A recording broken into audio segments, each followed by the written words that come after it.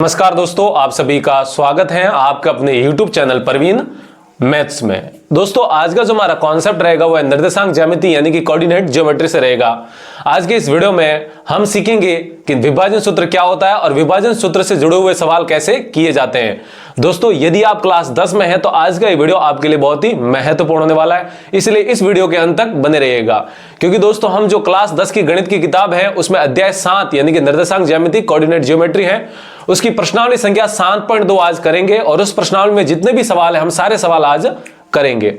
तो ये सब सीखने के लिए इस वीडियो को पूरा जरूर देखिएगा। तो दोस्तों हम सीधा चलते हैं प्रश्नावली संख्या 7.2 के पहले सवाल की ओर। देखिए दोस्तों हमारा जो पहला सवाल है वो देखते हैं क्या है। उस बिंदु के निर्देशांक ज्ञात कीजिए जो बिंदुओं -1,7 और 4,-3 को मिलाने वाले रेखाखंड को 2:3 के अनुपात में विभाजित करता है।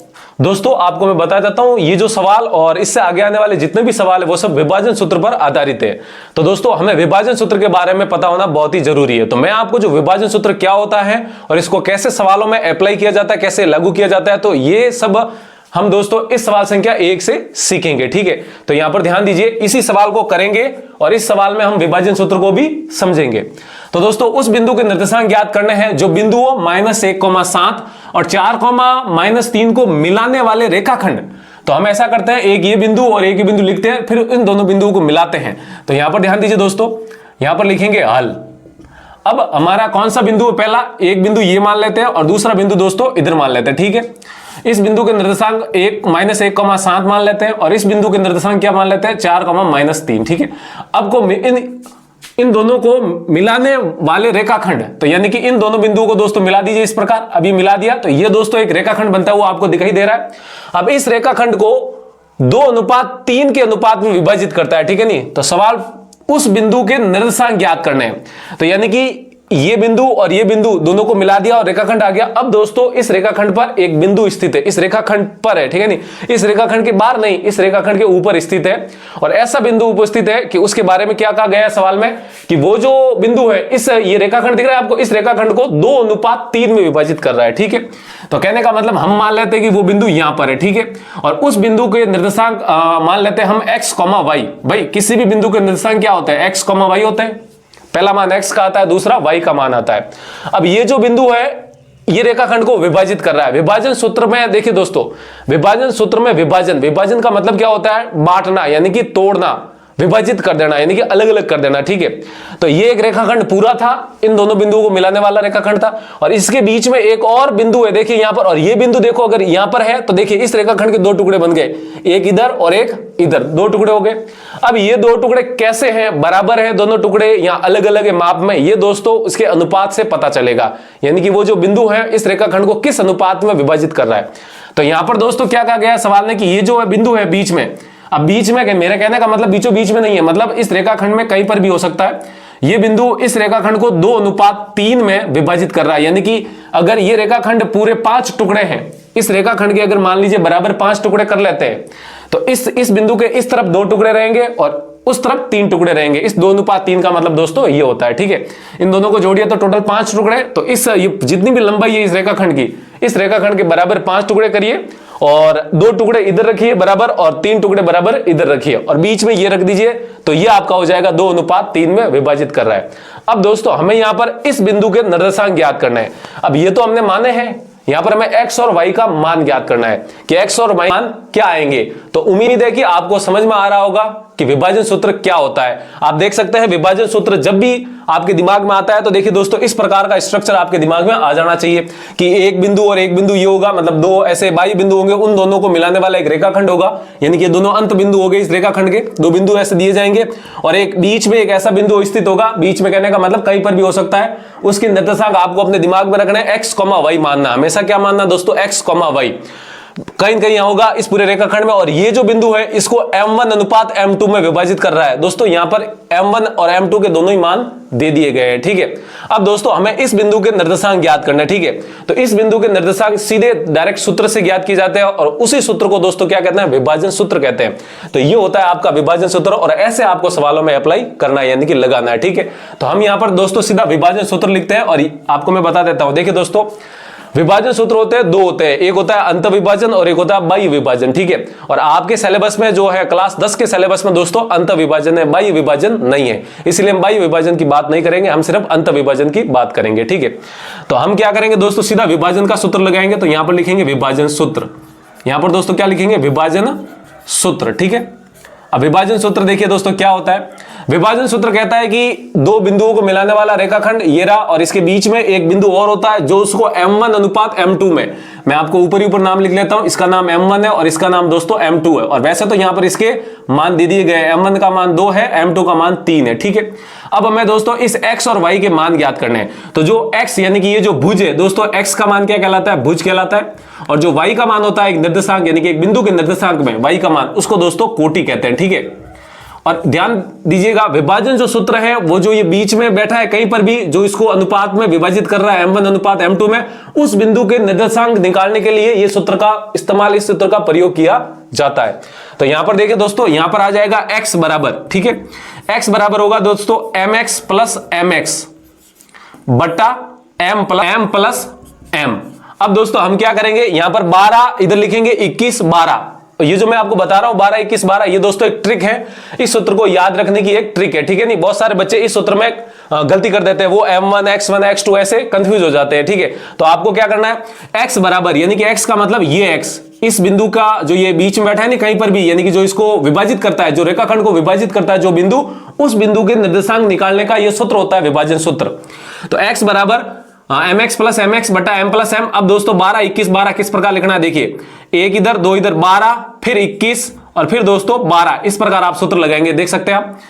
mx2 यहां पर m1 गुणा x2 प्लस m2 गुणा x1 बटा m1 प्लस m2। बहुत सारे बच्चे ये 1 2 में ऐसे गड़बड़ कर लेते हैं, इसलिए हम सीधा याद कैसे रखेंगे, x बराबर mx प्लस mx बटा m प्लस m।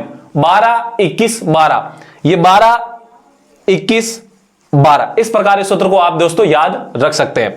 अब दोस्तों यहां पर आपको ध्यान लगाना है, देखिए ये जो बिंदु होता है इसको x1 y1 कहते हैं, ठीक है। नहीं, विभाजन सूत्र में दोस्तों ये x1 और ये y1 कहलाता है, और ये जो दूसरा बिंदु होता है यानी कि रेखाखंड का जो पहला अंत बिंदु उसको x1 y1 के रूप में लिखना है, और जो दूसरा अंत बिंदु है इसको दोस्तों आप क्या लिखेंगे, x2 y2। याद करिए, जैसे हम दूरी सूत्र में लिखते थे x1 y1 और दूसरा x2 y2, फिर हम डिस्टेंस फार्मूला लगाते थे।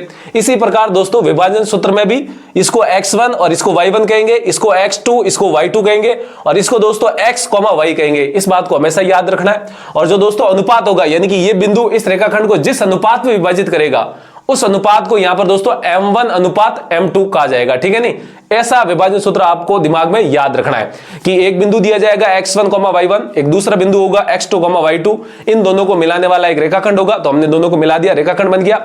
अब दोस्तों एक बिंदु और इस रेखाखंड पर कहीं पर भी स्थित हो सकता है, उस बिंदु के निर्देशांक आपको मानना है x, y। अब ये जो बिंदु है इस रेखाखंड को दोस्तों m1 अनुपात m2 में विभाजित कर रहा है। तब दोस्तों विभाजन सूत्र यह कहता है कि जो ये बिंदु है नी, इस रेखाखंड के बीच में कहीं पर भी बैठा है, जो इसको m1 अनुपात m2 में विभाजित कर रहा है, इसमें जो ये x, y, ये बिंदु जो होगा बीच में कहीं पर भी x, y होगा, और इसमें जो ये x का मान है वो दोस्तों mx प्लस mx बटा m प्लस m 12 21 12। और इसी प्रकार दोस्तों y का जो मान आएगा वो आएगा my प्लस my बटा m प्लस m 12 21 12। ये होता है दोस्तों विभाजन सूत्र, यानी कि आप कैसे सेक्शन फॉर्मूला।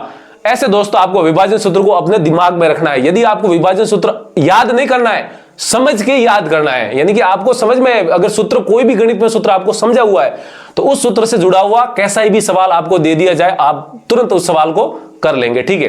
तो यहां पर देखिए दोस्तों x का मान आ गया। अब इसी प्रकार दोस्तों आप y का मान भी निकाल सकते हैं, यानी कि y बराबर भी लिख सकते हैं। y का मतलब ये जो बिंदु है नी, इस बिंदु का कोटि यानी कि y का मान क्या हो जाएगा दोस्तों, इसी प्रकार my प्लस my बटा में दोस्तों क्या लिखेंगे, m प्लस m लिख देंगे, ठीक है। और 12 21 12 12 21 12, ये 12 21 12 की ट्रिक आपको याद रखनी है, ठीक है, ताकि आप इस सूत्र में गड़बड़ ना करो। अब दोस्तों क्या करेंगे, ये जो इस सूत्र में मान आए, इस सूत्र के मान ये ऊपर सारे दिए गए हैं, और ये सारे मान दोस्तों इस सूत्र में रखेंगे, वहां से x का मान आएगा, फिर इसमें रखेंगे, वहां से y का मान आएगा। तो ध्यान दीजिए दोस्तों, x बराबर देखिए m1 देखिए दोस्तों ऊपर ये रहा, m1 अनुपात m2 जो होता है वो दोस्तों अनुपात होता है, रेशियो होता है। m1 का मान देखिए दोस्तों 2 है, नीचे 2 लिखा है मतलब 2, तो यहां पर लिखेंगे 2 बीच में कुछ नहीं मतलब गुणा x2 का मान देखिए दोस्तों 4 है तो यहां पर लिखेंगे 4 प्लस m2 का मान देखिए m2 के नीचे दोस्तों 3 है लिखा है तो यहां पर लिखेंगे 3 गुणा x1 के ऊपर देखिए -1 है तो यहां पर लिखेंगे दोस्तों -1 बट्टा में m1 प्लस m2 यानी कि m1 2 और m2 3 तो आप कह सकते हैं 2 प्लस 3 ठीक है कॉमा फिर देखिए y का मान निकालते हैं दोस्तों y बराबर m1 का मान देखिए दोस्तों 2 तो यहां पर लिखेंगे 2 गुणा y2 का मान -3 है तो यहां पर लिखेंगे -3 प्लस m2 के नीचे देखिए दोस्तों 3 है तो लिखेंगे 3 गुणा y1 के ऊपर कितना है दोस्तों 7 तो यहां पर लिखेंगे 7 बटा में m1 प्लस m1 के नीचे 2 तो यहां पर लिखेंगे दोस्तों 2 और m2 के नीचे 3 है तो लिखेंगे 3 तो देखिए दोस्तों पहले हमने सूत्र लिखा है विभाजन सूत्र और फिर इस सूत्र के अंदर ये जो सारे मान है ये सारे हमने इसमें रख दिए। दोस्तों मैं आपको वापस बता देता हूं ये जो आपको डायग्राम स्ट्रक्चर दिख रहा है पूरा का पूरा जो बनाया यहां पर ये अपने दिमाग में बिठा लो और ये सूत्र अपने दिमाग में बिठा लो। मैं गारंटी के साथ कहता हूं पूरी प्रश्नावली आपके मुट्ठी में यानी कि चुटकियों में उड़ेगी। ये प्रश्नावली संख्या 7.2 बस है जो यही है। बच्चे क्या करते हैं ये सूत्र याद कर लेते हैं लेकिन इसको समझते नहीं है यानी कि ये जो स्ट्रक्चर बना हुआ इसको याद नहीं रख पाते हैं। मैंने आपको बताया है ये स्ट्रक्चर क्या होता है ठीक है। ऐसे एक बिंदु x1, y1 मानिए एक बिंदु x2, y2 मानेंगे एक बीच में कहीं पर भी यहां पर x, y इस रेखाखंड पर स्थित होगा जो इसको m1 अनुपात m2 में विभाजित करेगा। तो दोस्तों x का मान क्या होगा और y का मान क्या होगा। ये दोस्तों है x का मान और ये दोस्तों है y का मान ठीक है। इस प्रकार आपको निकालना है और सारे मान हमको दे दिए थे तो हमने सब सूत्र में रखे थे और अब इसको दोस्तों सरल कर लेंगे ठीक है।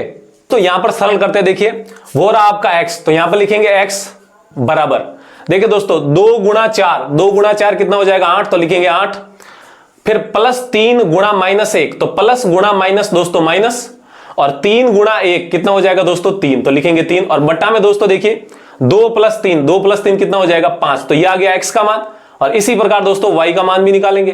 देखिए इसका चिन्ह कुछ नहीं मतलब प्लस है दोस्तों तो प्लस गुणा माइनस 2 गुणा 3 दोस्तों कितना आएगा 6 फिर प्लस 3 गुणा 7 तो प्लस 3 गुणा 7 दोस्तों 21 ठीक है और बट्टा में क्या लिखेंगे दोस्तों 2 प्लस 3 कितना होगा 5 लिखोगा ठीक है। अब यहां से x का मान निकालते हैं तो देखिए 8 - 3 दोस्तों कितना आ जाएगा 5 और बट्टा में कितना है 5 है ठीक है। 5 का भाग 5 में जा रहा दोस्तों कितनी बार जाएगा एक बार ठीक है। तो आप कह सकते हैं जो x का मान आया वो कितना आया 1 और y बराबर -6 + 21 दोस्तों प्लस का 15 होगा और बट्टा में 5 लगा हुआ है तो 5 लगाएंगे। अब दोस्तों 5 का भाग 15 में लगाएंगे कितनी बार जाएगा 3 बार तो आप कह सकते हैं y का मान कितना आ जाएगा 3 आ जाएगा ठीक है। अब दोस्तों यहां पर x का मान आ गया और y का मान भी आ गया और हमें सवाल में क्या पूछ रहा है कि उस बिंदु के निर्देशांक ज्ञात करने हैं जो बिंदुओं -1,7 और 4,-3 को मिलाने वाले रेखाखंड को 2:3 में विभाजित कर रहा है। तो मतलब इस बिंदु के निर्देशांक और इस बिंदु के निर्देशांक हमने कितने माने दोस्तों x, y और x का मान कितना आया 1 और y का मान कितना आया 3 तो आप कह सकते हैं ये बिंदु क्या हो जाएगा दोस्तों 1,3 इस बिंदु उस बिंदु के निर्देशांक क्या हो जाएंगे 1,3 हो जाएंगे क्योंकि x का मान 1 आया और y का मान 3 आया। तो यहां पर आप दोस्तों ऐसा लिख सकते हैं कि अतः उस बिंदु के निर्देशांक सवाल ने उस बिंदु के निर्देशांक पूछे थे उस बिंदु के निर्देशांक क्या हो जाएंगे दोस्तों 1,3 तो लिखेंगे 1,3 और यही दोस्तों क्या होगा आंसर होगा ठीक है। तो दोस्तों इस प्रकार आपको विभाजन सूत्र का प्रयोग करना है सवालों के अंदर। तो आई होप आपको समझ में आया होगा कि विभाजन सूत्र क्या होता है और विभाजन सूत्र से जुड़े सवाल कैसे करते हैं। अब दोस्तों ये तो हमारा हुआ है प्रश्नावली संख्या 7.2 का पहला सवाल। अब दोस्तों हम करते हैं 7.2 का दूसरा सवाल। अब दोस्तों हमारा जो सवाल संख्या 2 है वो क्या है देखते हैं। बिंदुओं 4,-1 और -2,-3 को जोड़ने वाले रेखाखंड को समत्रिभाजित करने वाले बिंदुओं के निर्देशांक ज्ञात करने हैं। अब दोस्तों ये थोड़ा सा अलग सवाल है, कॉन्सेप्ट वही है दोस्तों, तरीका वही होगा, लेकिन इसमें थोड़ी इसने लैंग्वेज चेंज कर ली, कुछ और एक्स्ट्रा पूछ लिया। क्या पूछ लिया देखिए दोस्तों, समत्रिभाजित करने वाले बिंदुओं के निर्देशांक ज्ञात करने हैं। पहले तो वहां पर हमें दिया गया था कि 2:3 में विभाजित करने वाले बिंदु के निर्देशांक ज्ञात करिए। यहां पर क्या है दोस्तों, बिंदु 4,-1 और -2,-3 को मिलाने वाला रेखाखंड है एक, और उसको समान 3 भागों में, सम मतलब समान त्रि का मतलब दोस्तों 3 और भाजित का मतलब तोड़ना, यानी कि समान 3 भागों में तोड़ना समत्रिभाजित होता है। तो यहां पर आपको इस रेखाखंड को समान 3 भागों में करने वाले बिंदुओं के निर्देशांक ज्ञात करने हैं। तो दोस्तों देखिए इस सवाल को कैसे करते हैं, बहुत ही इंटरेस्टिंग क्वेश्चन है ये। देखिए हल, तो देखिए यहां पर लिखेंगे पहला बिंदु ये रहा दोस्तों 4, -1, और ये रहा आपका दूसरा बिंदु, यहां पर मान लेते हैं -2, -3। ठीक है, अब दोस्तों इसको ये मिला दिया हमने रेखाखंड। चलो हो गया रेखाखंड, यहां तक हमारा सवाल हो गया, यहां पर रेखाखंड मिल गया। अब दोस्तों इसको क्या है, समतरी भाजित यानी कि समान 3 भागों में बांटना। तो इस को समान 3 भागों में बांटते हैं, तो ध्यान दीजिए दोस्तों, एक इधर कर देते हैं और एक इधर कर देते हैं। ठीक है, तो आप देख सकते हैं ये समान, ये भाग और ये भाग बराबर है, और ये भाग भी, ये तीनों भाग आपस में बराबर है। तो यदि आप मान लेते हैं कि इसकी दूरी टोटल कितनी है, 9 मीटर है, यानी कि 9 सेंटीमीटर मान लेते हैं, तो इसकी पूरी दूरी 9 सेंटीमीटर है। तो दोस्तों इसको समान 3 भागों में बांटना है, तो 9 को बराबर 3 भागों में कैसे बांटेंगे, 3, 3, 3, यानी कि ये भी 3 सेंटीमीटर, ये भी 3 सेंटीमीटर, ये भी 3 सेंटीमीटर। इसके कहने का मतलब दोस्तों ये है। ठीक है, अब हमें क्या करना है, देखिए यहां पर 2 बिंदु आए हुए हैं, एक ये है और एक ये है। अब ये दोनों बिंदु ही इस रेखाखंड को 3 भागों में तोड़ रहे हैं। अगर एक बिंदु बना लिया तो ये तो रेखाखंड को 2 ही भागों में तोड़ा है, जबकि सवाल क्या कह रहा है, समत्रिभाजित यानी कि समान 3 भागों में बांटना है। तो एक रेखाखंड को 3 भागों में बांटने के लिए 2 बिंदु चाहिए दोस्तों। तो एक बिंदु ये मान लिया और एक बिंदु ये मान लिया। अब दोस्तों इसके निर्देशांक हमें ज्ञात करने हैं। ठीक है, पिछले सवाल में सिर्फ एक ही बिंदु था और वहां पर उसका अनुपात भी दिया गया था। अब दोस्तों यहां पर इन दोनों के निर्देशांक ज्ञात करने हैं और साथ में अनुपात भी दे दिया है। लेकिन दोस्तों इसने यहां पर हिंट दिया हुआ है कि आप अनुपात निकाल सकते हो। कैसे, इसने क्या कहा है, समान 3 भागों में बांटना है। अब दोस्तों इस रेखाखंड को समान 3 भागों में बांटेंगे। अब यहां पर अनुपात निकालना है। तो दोस्तों अनुपात क्या होता है, मैं आपको बता देता हूं। अनुपात होता है भाग देकर तुलना करना, यानी कि 2 या 2 से अधिक कोई भी राशि आती है, कोई भी आप कह सकते हैं मात्रा है, या फिर कोई भी आप संख्या होती है, उनका अगर अनुपात निकालना है तो उनको दोस्तों एक दूसरे से भाग देकर तुलना करनी है। ठीक है, नहीं, ये होता है अनुपात का मतलब होता है। अब दोस्तों हम मान लेते हैं कि ये 3 सेंटीमीटर है, समान भागों में बांटना है, तो आप कितना भी मान लो, मान लेते हैं ये 5 सेंटीमीटर है, ये 5 सेंटीमीटर है, ये 5 सेंटीमीटर है।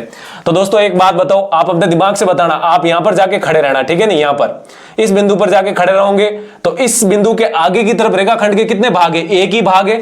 तो इसका मतलब यहां पर लिखेंगे 1, और इस रेखाखंड के पीछे की तरफ इस रेखाखंड के कितने भाग है, तो देखिए दोस्तों एक ये है और एक ये है, मतलब 2 भाग है। तो आप कह सकते हैं ये जो बिंदु है इसको किस अनुपात में विभाजित कर रहा है, रेखाखंड को 1:2 में विभाजित कर रहा है। किसमें दोस्तों, 1:2 में विभाजित कर रहा है। ठीक है, चलो ये हो गए इस बिंदु के अनुपात जो इस रेखाखंड को बांट रहा है। ठीक है ना, 1:2 में। वापस बता देता हूं, अनुपात का मतलब क्या होता है, भाग देकर तुलना करना। ठीक है, आप ऐसा कर सकते हो दोस्तों, कैसे, मान लीजिए 5 सेंटीमीटर, ठीक है, 5 सेंटीमीटर, और इससे पीछे कितनी है दूरी, 10 सेंटीमीटर, ये 5 और ये 5 टोटल 10 हो गई। अब अनुपात का मतलब क्या होता है, भाग देकर तुलना करना, यानी कि इसका अनुपात इसके साथ, तो 5/10 करेंगे। ये हो गया, 10 का भाग लगा दिया इसमें। अब 5 का भाग देखिए दोस्तों, कट रहा है ऊपर 1 बार, नीचे 2 बार, और इसको दोस्तों आप ऐसा भी लिख सकते हैं, यानी कि 1:2 के रूप में। तो दोस्तों मैंने वही लिखा है। तो ये सब करने की बजाय आप अगर ये समान टुकड़े वाले करेंगे तो और बढ़िया रहेगा। ठीक है, कि भाई इस रेखा का, इस पर जाके खड़े रहिए, इसके आगे देखिए रेखाखंड का 1 भाग है और इसके पीछे देखिए रेखाखंड के 2 भाग है, और दोनों ही दोस्तों बराबर। यहां पर सबसे नेसेसरी कंडीशन जो है वो क्या है दोस्तों, जरूरी है यहां पर क्या है कि ये दोनों समान भाग, इसलिए तो दोस्तों इसने क्या कहा है, समत्रिभाजित यानी कि समान 3 भागों में बांटना। अब आप दोस्तों इस बिंदु पे जाके खड़े रहिए, तो इस बिंदु के आगे की तरफ रेखाखंड के कितने भाग है, 2 भाग है, एक ये और एक ये, यानी कि 2 हिस्से है, तो यहां पर लिखेंगे 2 अनुपात, और इस बिंदु के इस तरफ रेखाखंड के कितना भाग है, 1 भाग है, तो यहां पर लिखेंगे 1।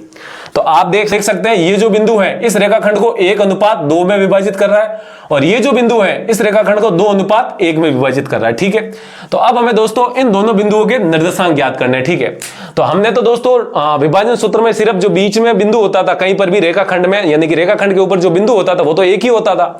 यहां पर तो 2 आ गए, हमारे पास सूत्र तो दोस्तों एक बिंदु के लिए ही है। तो हम क्या करेंगे, इस सवाल में बारी बारी से एक एक बिंदु का निकालेंगे। ठीक है, तो सबसे पहले इस बिंदु को कंसीडर, यानी कि इस बिंदु पर हम अपना ध्यान लगाते हैं, इसको ऐसा समझते है ही नहीं है। ठीक है, तो अब हमें इस बिंदु के निर्देशांक निकालना है। तो देखिए दोस्तों हम क्या मानेंगे, x, y मान लेते हैं इस बिंदु के निर्देशांक। ठीक है, इसको दोस्तों मान लेते हैं a मान लेते हैं, और इस बिंदु को मान लेते हैं b मान लेते हैं। ठीक है, अब याद करिए मैंने आपको बताया था कि ये जो बिंदु होता है रेखाखंड के जो अंत बिंदु होता है वो क्या मानते हैं, x1, y1, और ये मानेंगे दोस्तों x2, y2, और ये बिंदु मानते हैं x, y, और ये जो है दोस्तों m1 अनुपात m2। मैंने अभी बताया आपको, ये m1 है, ये m2 है। अब ऊपर लिख लीजिए भली, ठीक है ना, ऐसे ऊपर आप लिख दीजिए, ये m1 है और ये m2 है, ठीक है, ऐसे आपको मानना है।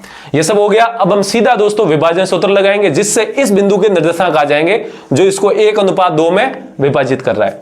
तो यहां पर लगाएंगे चूंकि विभाजन सूत्र, चूंकि दोस्तों विभाजन सूत्र, ठीक है, विभाजन सूत्र क्या होता है, x बराबर mx प्लस mx बटा दोस्तों थोड़ा बड़ा लिखता हूं ये mx बटा m प्लस m, ठीक है। 12 21 12, अभी मैंने आपको ट्रिक समझाई याद करने की।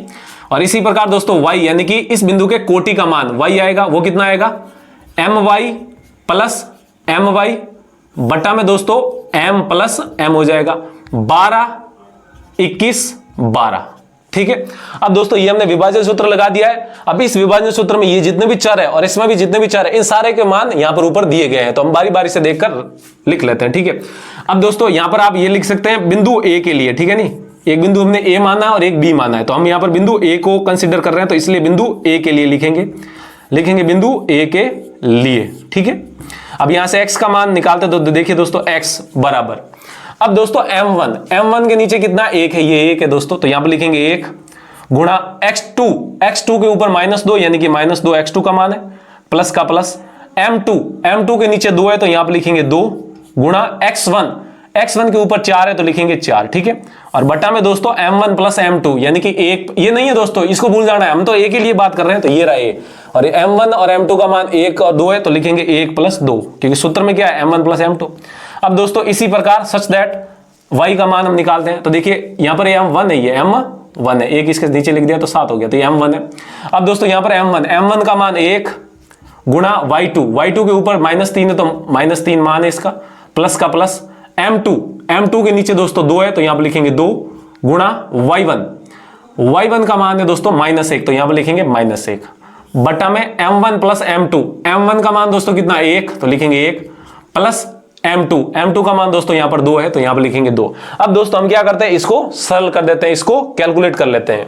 और ध्यान दीजिए x का मान क्या आता है, x बराबर, देखिए दोस्तों इसका चिन्ह कुछ नहीं तो प्लस है, प्लस गुणा माइनस, 1 गुणा 2 कितना हो जाएगा 2, प्लस 2 गुणा 4 कितना हो जाएगा 8 तो लिखेंगे 8, और बटा में दोस्तों 1 प्लस 2 कितना होगा 3 तो लिखेंगे 3, फिर कॉमा, फिर दोस्तों y का मान y बराबर, इसका चिन्ह कुछ नहीं मतलब प्लस है, प्लस गुणा ये माइनस, 1 गुणा 3 कितना हो जाएगा 3, फिर दोस्तों ये प्लस गुणा माइनस, भाई ये प्लस 2 है और ये -1 है तो प्लस 2 गुणा -1 -2 बटा में दोस्तों देखिए 1 प्लस 2 कितना हो जाएगा 3 तो यहां पर लिखेंगे 3, ठीक है।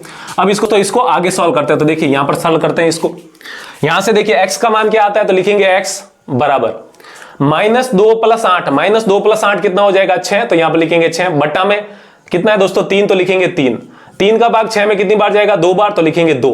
अब इसी प्रकार दोस्तों हम y का मान निकालते हैं, तो देखिए y बराबर -2 और -3 है, ये -3 और ये -2 कितना हो जाएगा -5 तो लिखेंगे -5 बटा में दोस्तों कितना है 3 है 3, और यही दोस्तों क्या होगा x का मान 2 और ये होगा y का मान -5 बटा 3, क्योंकि आगे सरल हो नहीं रहा है।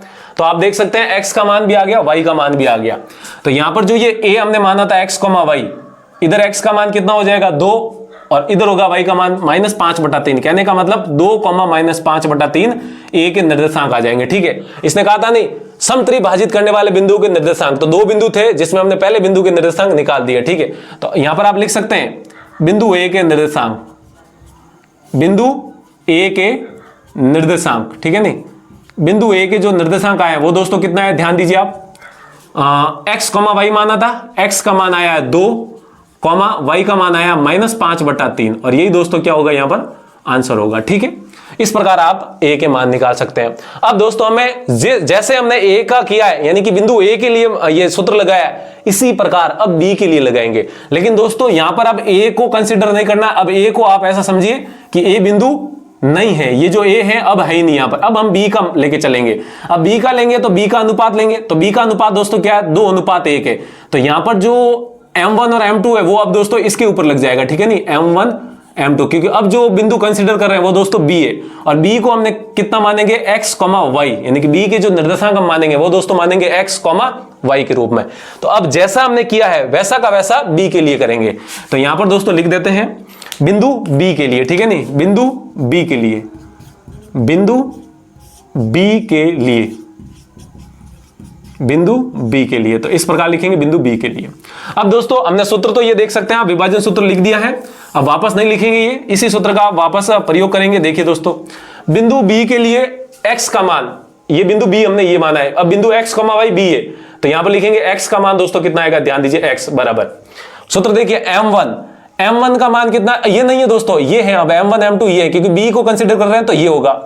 m1 का मान 2 है, तो यहां पर लिखेंगे दोस्तों 2 गुणा x2 का मान ये -2 है। दोस्तों x1 की इस रेखाखंड के अंत बिंदु तो सेम ही रहने हैं, वो थोड़ा ना बदलेंगे, तो इसलिए x2 का मान दोस्तों यहां पर कितना आएगा, -2, यहां पर लिखेंगे -2, ठीक है। फिर प्लस का प्लस, m2 का मान दोस्तों कितना, 1, तो यहां पर लिखेंगे 1 गुणा x1 का मान वो रहा दोस्तों 4, तो लिखेंगे 4, ठीक है। बटा में सूत्र में क्या m1 प्लस m2 है, यानी कि m1 प्लस m2 मतलब 2 + 1, तो यहां पर लिखेंगे 2 + 1, कॉमा। अब दोस्तों y का मान निकालेंगे, y क्या है, m1 के ऊपर 2 है, यानी कि यहां पर लिखेंगे 2 गुणा y2 का मान दोस्तों -3 है, तो यहां पर लिखेंगे -3, प्लस का प्लस सूत्र के अनुसार m2 का मान 1 है, तो यहां पर लिखेंगे 1 गुणा y1 का मान दोस्तों यहां पर -1 है, तो यहां पर लिखेंगे -1, और बटा में दोस्तों m1 प्लस m2 कहने का मतलब 2 + 1, तो इस प्रकार लिखेंगे 2 + 1। ऐसे आपको इस सूत्र का प्रयोग करके ये सारे मान लिखने हैं। अब दोस्तों इसको सिंपल करते हैं, तो देखिए x बराबर ये गुणा माइनस 2 गुणा 2 4, ठीक है, प्लस 1 गुणा 4 4, बटा में दोस्तों 2 + 1 3 हो जाएगा, ठीक है। इस प्रकार y का मान निकालते हैं, y बराबर, इसका चिन्ह कुछ नहीं मतलब प्लस है, प्लस गुणा माइनस 2 गुणा 3 6, फिर प्लस गुणा माइनस और 1 गुणा 1, ये 1 गुणा 1 कितना हो जाएगा, 1 हो जाएगा, ठीक है। बटा में 2 + 1 कितना हो जाएगा, 3 हो जाएगा, ठीक है। इसको और आगे फर्दर सॉल्व करते हैं, तो देखिए x बराबर -4 + 4 दोस्तों कितना होता है, 0, और बटा में कितना है, 3, और हम जानते हैं 0 में किसी भी संख्या का भाग लगाते हैं सिर्फ 0 को छोड़ के, तो आंसर कितना आता है, 0 आता है, ठीक है। तो 0/3 दोस्तों कितना हो जाएगा, 0, ये तो ये हो गया दोस्तों x का मान। अब इस प्रकार y का मान निकालते हैं, तो देखिए -6 और -1 दोस्तों कितना हो जाएगा, -7, और बटा में कितना आएगा, 3 आएगा, ठीक है, और ये हो जाएगा दोस्तों आपका y का मान, ठीक है। तो ये हो जाएगा आपके आंसर। तो आप कह सकते हैं जो हमने b माना था, ये तो आ गया था हमारा, a के निर्देशांक आए तो 2, -5/3। अब आए हैं दोस्तों b के निर्देशांक देखिए x, y था, जहां पर x का मान दोस्तों 0 आया है, और y का मान कितना आया, -7/3 आया है, ठीक है। ये दोनों हो जाएंगे आंसर। और इस सवाल ने क्या कहा था कि समत्रिभाजित करने वाले बिंदुओं के निर्देशांक ज्ञात कीजिए। तो ये रहे दो बिंदु जो 4, -1 और -2, -3 को मिलाने वाले रेखाखंड को समत्रिभाजित यानी कि समान 3 भागों में बांट रहे थे। तो दोस्तों ऐसे आपको इन सवालों को करना है। तो आई होप आपको समझ में आया होगा। तो दोस्तों ये हो चुका है हमारा सवाल संख्या 2। अब हम करते हैं सवाल संख्या 3। अब दोस्तों हमारा जो सवाल संख्या 3 है वो देखिए क्या है। आपके स्कूल में एक खेलकूद क्रियाकलाप आयोजित करने के लिए आयताकार मैदान ABCD चूने से परस्पर 1 मीटर की दूरी पर पंक्तियां बनाई गई है। मैं ABCD मैदान में, तो देखिए दोस्तों इस प्रकार का मैदान है आपके सामने। ये देखिए जिसको एक y अक्ष और ऐसे x अक्ष से बीच में आपको ऐसे कह सकते हैं मापा गया है, ठीक है नहीं, यानी कि XY तल बनाया गया है इस मैदान में। यहां पर देखिए दोस्तों x अक्ष में 1-1 मीटर की दूरी पर यहां पर ऐसे लाइनें खींची हुई है, ठीक है। और ऊपर की तरफ देखिए दोस्तों क्या कहा गया, ये 1-1 मीटर की दूरी पर है AD। अब देखिए AD के अनुदिश परस्पर 1 मीटर की दूरी पर 100 गमले रखे गए हैं। कहने का मतलब ये रहा AD दोस्तों, ये A और D यानी कि ये y अक्ष की बात कर रहा है, AD का मतलब y अक्ष की बात। यहां पर ये 1 2 3 4 5 6 7 8 से लेकर 99 100 ऐसे 100 गमले रखे गए हैं, ठीक है। फिर दोस्तों देखिए आगे ये क्या कह रहा है, निहारिका एक विद्यार्थी है, ये दूसरी पंक्ति में AD के 1/4 भाग के बराबर की दूरी दौड़ती है, ठीक है। ये क्या कह रहा है कि जो निहारिका नाम की विद्यार्थी है ये क्या कर रही है, ये जो दूसरी पंक्ति है, ये दोस्तों पंक्तियां, ये यहां पर मैं आपके सुविधा के लिए लिख लेता हूं, ये सब पंक्तियां, ठीक है नहीं, ये पहली दूसरी तीसरी चौथी पांचवी ऐसे 10 पंक्तियां 11 पंक्तियां। निहारिका इस दूसरी पंक्ति से दौड़ना शुरू करती है ऐसे ऊपर की तरफ, और कितनी दूरी दौड़ती है, जितनी इस AD की दूरी है उस दूरी का 1/4 भाग। अब देखिए दोस्तों आप अपने दिमाग से बताइए कि AD 100 मीटर है, पूरा का पूरा भाई 1-1 मीटर के दूरी पर 100 गमले रखे गए, तो कितना हो गया टोटल 100 मीटर। अब 100 मीटर का 1/4 कहा है दोस्तों सवाल ने, पंक्ति में AD के 1/4, तो 100 का 1/4 का मतलब 100 का मतलब गुणा, और 1/4 का मतलब 1/4, 4 का भाग इसमें जाएगा दोस्तों 100 में 25 बार, और 25 बार 25 गुणा 1 कितना हो जाएगा 25 हो जाएगा। ठीक है, यानी कि एडी के 1/4 भाग, कहने का मतलब न्यारिका कितनी दौड़ती है, 25 मीटर दौड़ती है। तो ये जो दूरी है, ये टोटल, ये यहां तक की ये दूरी कितनी है दोस्तों, 25 मीटर है। ठीक है नहीं, अब हमें यहां पर न्यारिका के निर्देशांक निकालने हैं। तो देखिए दोस्तों, ये एक्स अक्ष है और ये वाई अक्ष है, एक्स वाई तल है, तो हम यहां पर निर्देशांक निकाल सकते हैं, क्योंकि न्यारिका को यहां पर हम एक बिंदु की मान के चलते हैं। ठीक है, बिंदु मान के चलते हैं। तो यहां पर आप देख सकते हैं, यहां से शुरुआत करेंगे, ये मूल बिंदु है 0,0। तो दोस्तों एक्स अक्ष में चलेंगे, एक्स अक्ष में कितना चले आप, 2 चले, तो एक्स अक्ष का मान कितना हो गया, 2। और वाई में यानी कि यहां तक पहुंचने के लिए ऊपर कितना चले दोस्तों, 25 चले। कितने चले, 25 मीटर, यानी कि आप कह सकते हैं 25। तो न्यारिका के जो निर्देशांक आएंगे वो दोस्तों कितने आएंगे, 2,25 आ जाएंगे, यानी कि 2,25 ये हो जाएंगे न्यारिका के निर्देशांक।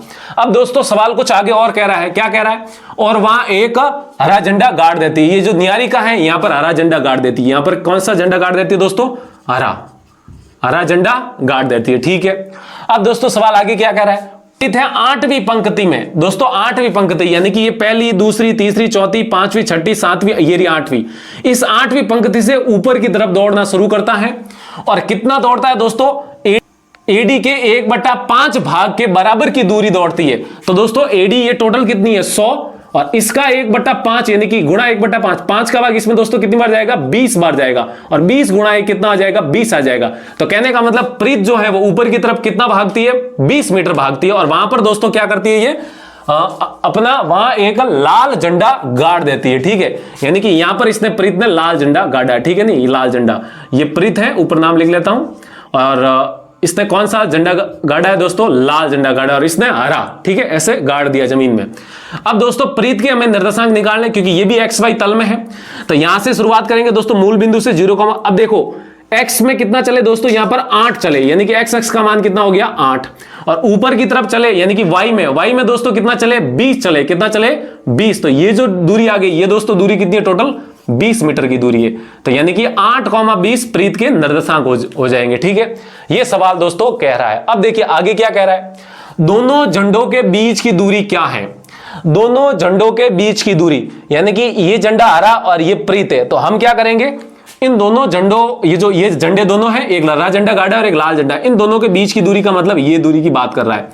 तो दोस्तों 2 बिंदु दिए गए हैं और बीच की दूरी पूछ रहा है, तो हमने प्रश्नावली संख्या 7 में यही तो पढ़ा था, एक बिंदु x1, y1, दूसरा x2, y2, दोनों बिंदुओं के बीच की दूरी √x2 - x1 का whole square plus y2 - y1 का होल स्क्वायर और इकाई, सूत्र लगा के हम दूरी निकाल लेंगे। अब दोस्तों इसी सवाल में कुछ और का है, ये क्या कह रहा है, आगे देखिए दोस्तों, अपनी किताब में देखिए, मैंने यहां पर लिखा नहीं, जगह नहीं है, तो आप आगे की तरफ पढ़ना। आगे क्या कह रहा है कि रसीम नाम का एक और विद्यार्थी है, वो रसीम क्या करना चाहती है, वो दोस्तों इन दोनों के बीचों बीच में अपना झंडा गाड़ती है। ठीक है नहीं, अपना झंडा गाड़ती है। क्या है सवाल में पढ़ लेता हूं एक बार आगे की तरफ, यदि रसीम को एक नीला झंडा इन दोनों झंडों को मिलाने वाले रेखाखंड के ठीक आधी दूरी पर गाड़ना है, तो उसे अपना झंडा कहां गाड़ना है। कहने का मतलब ये जो दूरी है, इस दूरी के बीचों बीच में, मतलब कि यहां पर बिल्कुल सेंटर में अपना नीला झंडा गाड़ना है। ठीक है नहीं, नीला झंडा, तो इस नीला झंडा मान लीजिए यहां पर गाड़ दिया है, तो ये जो रसीम है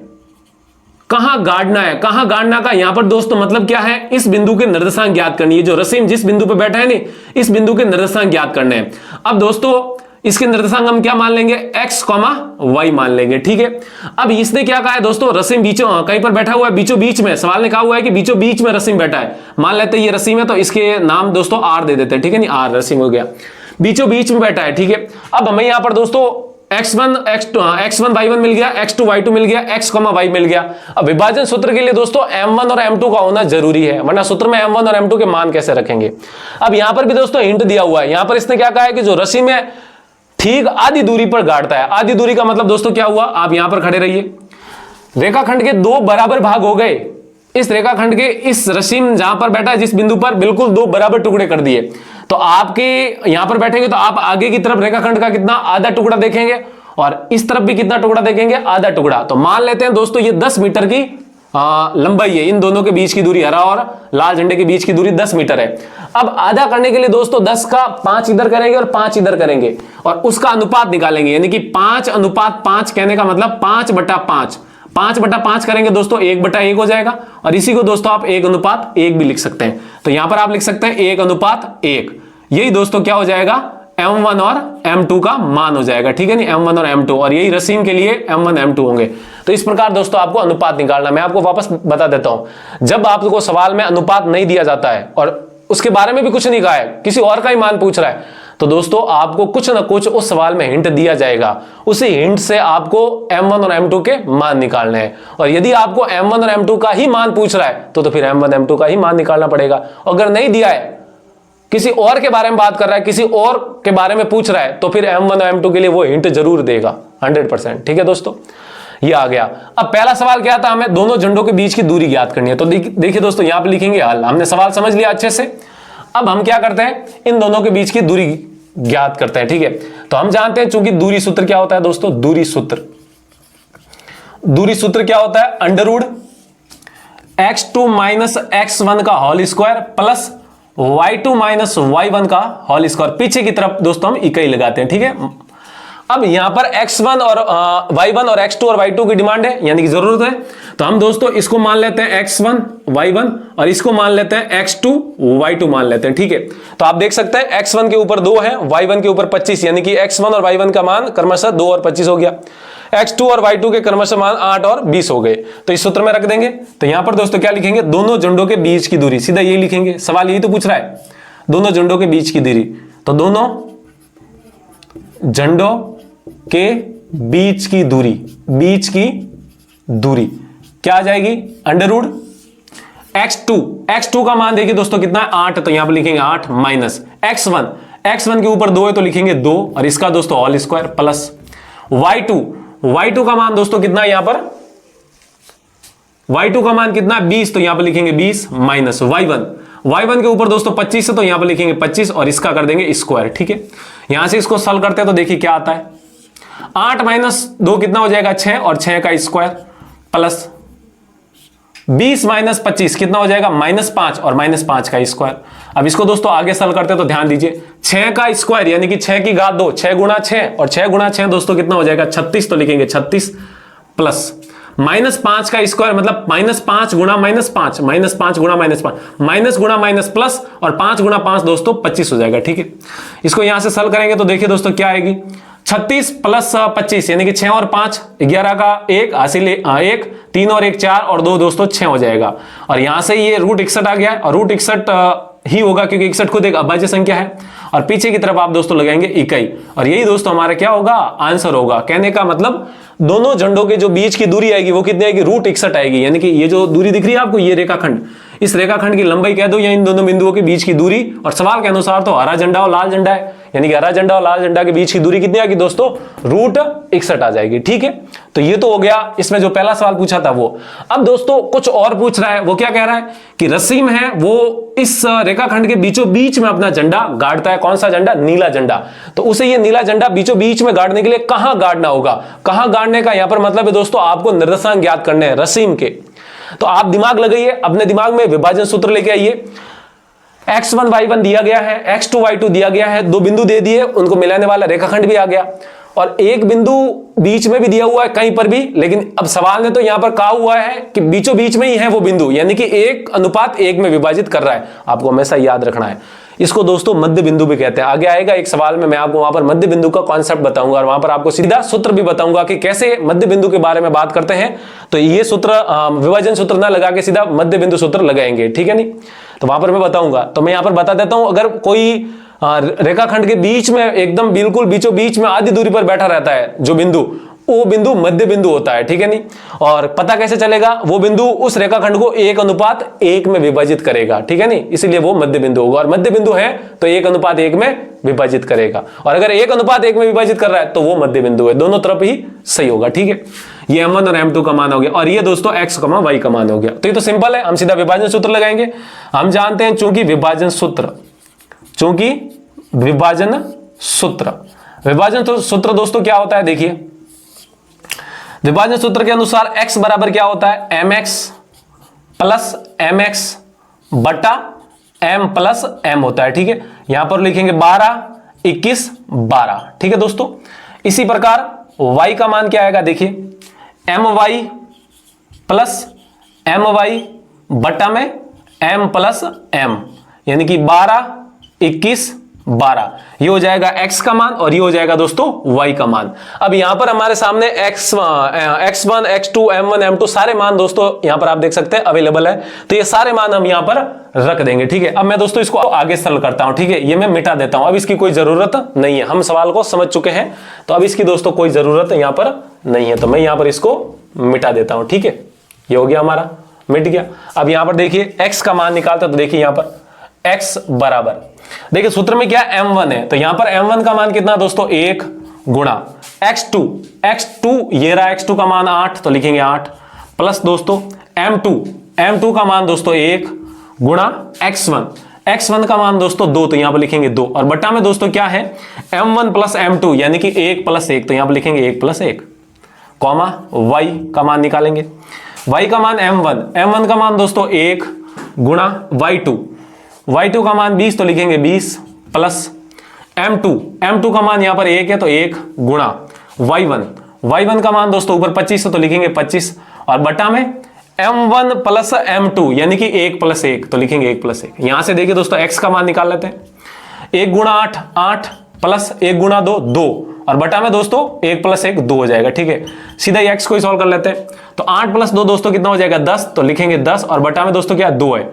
2 का भाग 10 में कितनी बार जाएगा 5 बार जाएगा। ठीक है, तो आप देख सकते हैं दोस्तों जो x का मान आया वो कितना आया 5। अब इसी प्रकार y का मान निकालते तो y बराबर 1 गुणा 20 होगा प्लस 1 गुणा 25 होगा, बटा में दोस्तों क्या है 1 प्लस 1 दोस्तों कितना 2 हो जाएगा। अब देखिए 20 प्लस 25 कितना हो जाएगा 45, तो यहां पर लिखेंगे 45 और बट्टा में क्या है 2 है और यही दोस्तों क्या होगा y का मान होगा, क्योंकि 2 का भाग 45 में जाएगा नहीं पूरी बार, और ये हो जाएगा y का मान। तो आप देख सकते हैं x का मान आ गया हमारे पास और हमारे पास दोस्तों y का मान भी आ गया। तो जो रसीम के निर्देशांक आएंगे वो कितना आएंगे दोस्तों, x का मान 5 कॉमा y का मान कितना आ जाएगा 45/2 आ जाएगा, यानी कि 22.5, इसको आप 22.5 भी कह सकते हैं। ठीक है, 5,22.5 हो जाएगा। ठीक है, इस प्रकार दोस्तों आपको इस सवाल को करना था, बहुत ही आसान सवाल था। इसमें सिर्फ आपको दोस्तों ये जो एक्स वाई तल दिया था इसी को समझना था, बाकी दोस्तों इसमें दूरी सूत्र था और विभाजन सूत्र था, बहुत ही आसान सवाल था। तो उम्मीद है आपको ये समझ में आया होगा। समझ में आए तो वीडियो को लाइक कीजिए और अभी तक चैनल को सब्सक्राइब नहीं किया है तो वीडियो के नीचे वाला जो लाल बटन है उसको दबा दीजिए। अब दोस्तों ये हो चुका है हमारा सवाल संख्या 3। अब हम करते हैं हमारा सवाल संख्या 4। अब दोस्तों हम देखते हैं सवाल संख्या 4। तो देखिए सवाल संख्या 4 क्या है, बिंदुओं -3,10 और 6,-8 को जोड़ने वाले रेखाखंड को बिंदु -1,6 किस अनुपात में विभाजित करता है। अब देखिए दोस्तों ये जो सवाल है थोड़ा सा अलग सवाल है। इतनी देर से हमें बिंदु के निर्देशांक पूछे जा रहे थे जो m1 अनुपात m2 में विभाजित कर रहा था, लेकिन यहां पर देखिए दोस्तों उस बिंदु के तो निर्देशांक दे दिए गए हैं और ये किस अनुपात में विभाजित कर रहा है, यानी कि m1 और m2 का मान हमें यहां पर पूछा है। तो बहुत ही आसान सवाल है। तो देखिए दोस्तों हल, और देखिए दोस्तों इसके ऊपर मैं स्टार लगाता हूं क्योंकि ऐसे सवाल परीक्षा में बहुत बार आते हैं, 3 स्टार। तो देखिए दोस्तों हल लिखेंगे। अब जैसा हमें विभाजन सूत्र आता है वैसा ही लिखेंगे। क्या कह रहा है, बिंदुओं -3,10 और 6,-8 को जोड़ने वाला रेखाखंड। तो पहले तो ये रेखाखंड बना लेते हैं, एक बिंदु यहां पर बनाते हैं और एक बिंदु यहां पर बनाते हैं। ये इस बिंदु के निर्देशांक -3,10 और दोस्तों इस बिंदु के जो कोऑर्डिनेट है वो -6,-8 है और इसको मिलाने वाला रेखाखंड दोस्तों ये हम यहां पर बना लेते हैं। ठीक है, अब ये क्या कह रहा है कि रेखाखंड को वाले रेखाखंड को बिंदु -1,6 किस अनुपात में विभाजित कर रहा है। तो दोस्तों हम यहां पर मानते हैं कि ये बिंदु है जो वो यहां पर कहीं है और इसके निर्देशांक हमें यहां पर -1,6 दिए गए हैं। ठीक है, नहीं कितने दिए दोस्तों, -1,6 दिए गए हैं और किस अनुपात में विभाजित कर रहा है। तो मान लेते हैं कि ये जो बिंदु है इस रेखाखंड को m1 अनुपात m2 में विभाजित कर रहा है।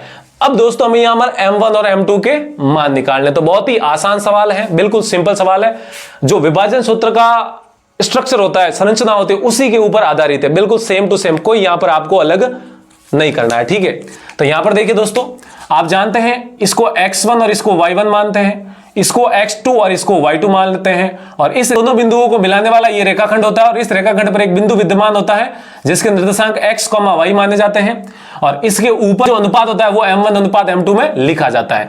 अब दोस्तों हम सीधा विभाजन सूत्र लगाएंगे। हम जानते हैं चूंकि विभाजन सूत्र क्या होता है दोस्तों, x बराबर mx प्लस mx बटा में दोस्तों क्या हो जाएगा m प्लस m हो जाएगा। ठीक है, 12, 21, 12। इसी प्रकार दोस्तों y विभाजन सूत्र होता है वाई, वाई क्या होता है m y plus m y बटा में एम प्लस एम, ठीक है 12 21 12 होता है, ठीक है ये होता है विभाजन सूत्र। अब दोस्तों मैं आपको यहां पर कॉन्सेप्ट बताता हूं अनुपात का। देखिए मैंने आपको अभी बताया था कि m1 अनुपात m2 का मतलब दोस्तों क्या होता है m1 बटा m2 होता है, ठीक है ना, ये बात आपको ध्यान रखनी है।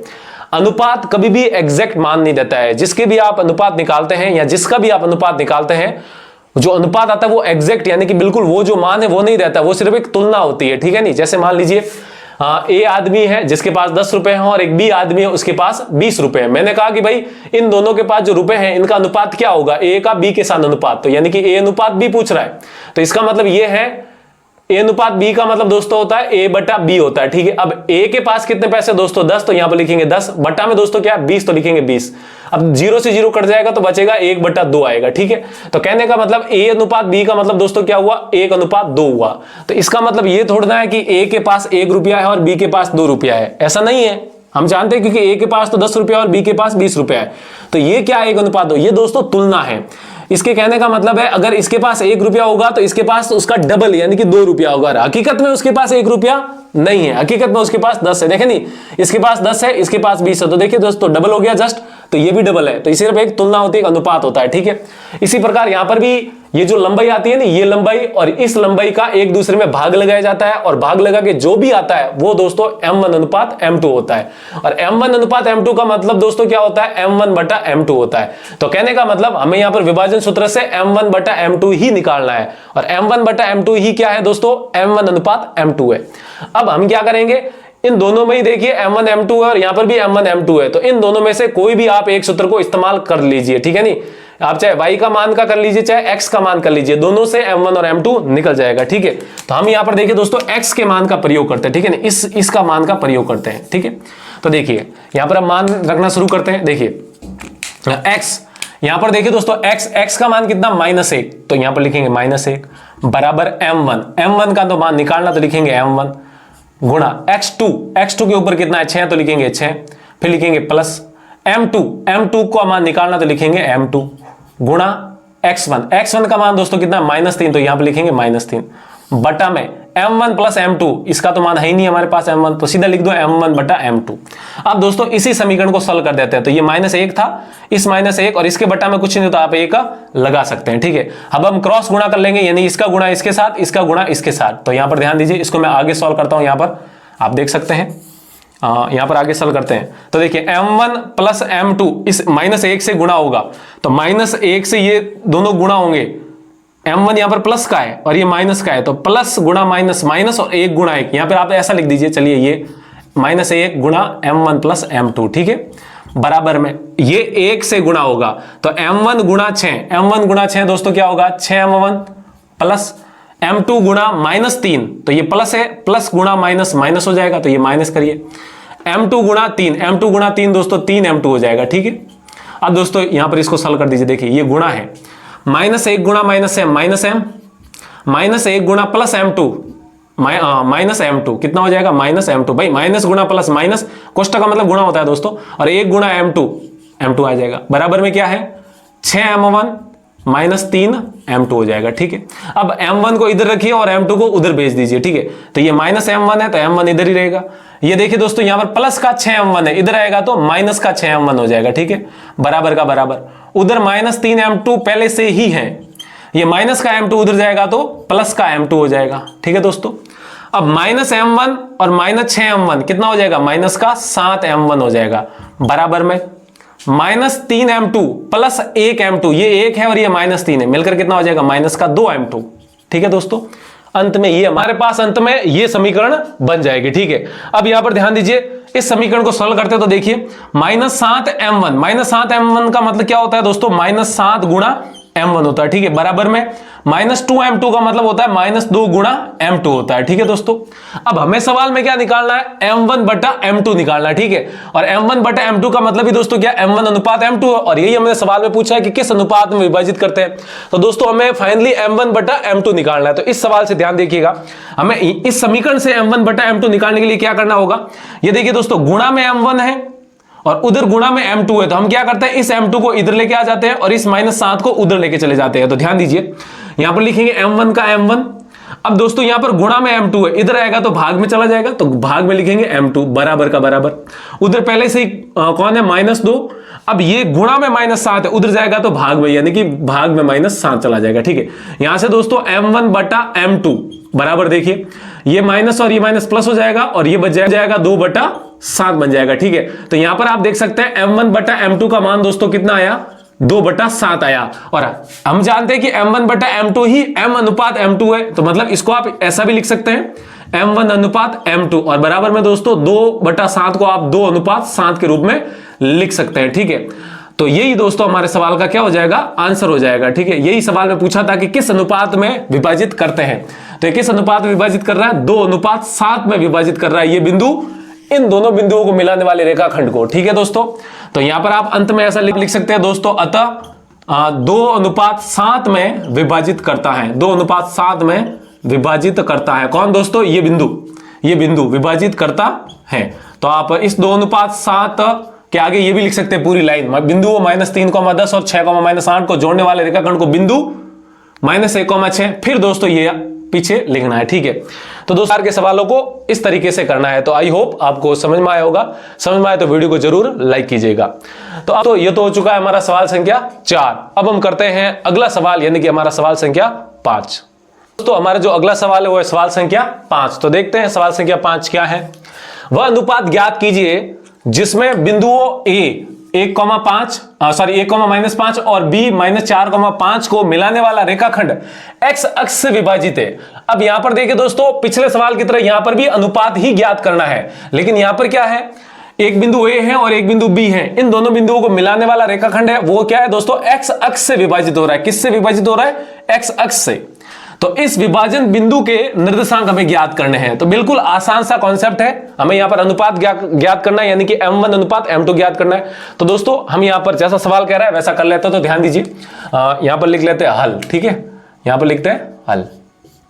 दोस्तों एक बिंदु a कह रहा है, तो पहला बिंदु बनाएंगे इधर a, इसके निर्देशांक हो जाएंगे 1,-5, और एक दूसरा बिंदु दोस्तों इधर बनाएंगे b, इसके निर्देशांक हो जाएंगे -4,5। ठीक है, और इसको ऐसे मिला देंगे। ठीक है दोस्तों, अब ये जो रेखाखंड है, ये रेखाखंड ये कह रहा है x अक्ष से विभाजित होता है। ठीक है, तो देखिए दोस्तों हम मान लेते हैं ऐसी एक रेखा मान लेते हैं जो कि क्या है दोस्तों, x अक्ष है। ठीक है, नहीं ये अपने आप में क्या है, x अक्ष है। ठीक है दोस्तों, अब x अक्ष है तो ये इसको ऐसे विभाजित यानी काट रही है, तो काट रही है तो ये कहीं न कहीं यहां पर कटान बिंदु आएगा इस रेखाखंड और इस रेखा का।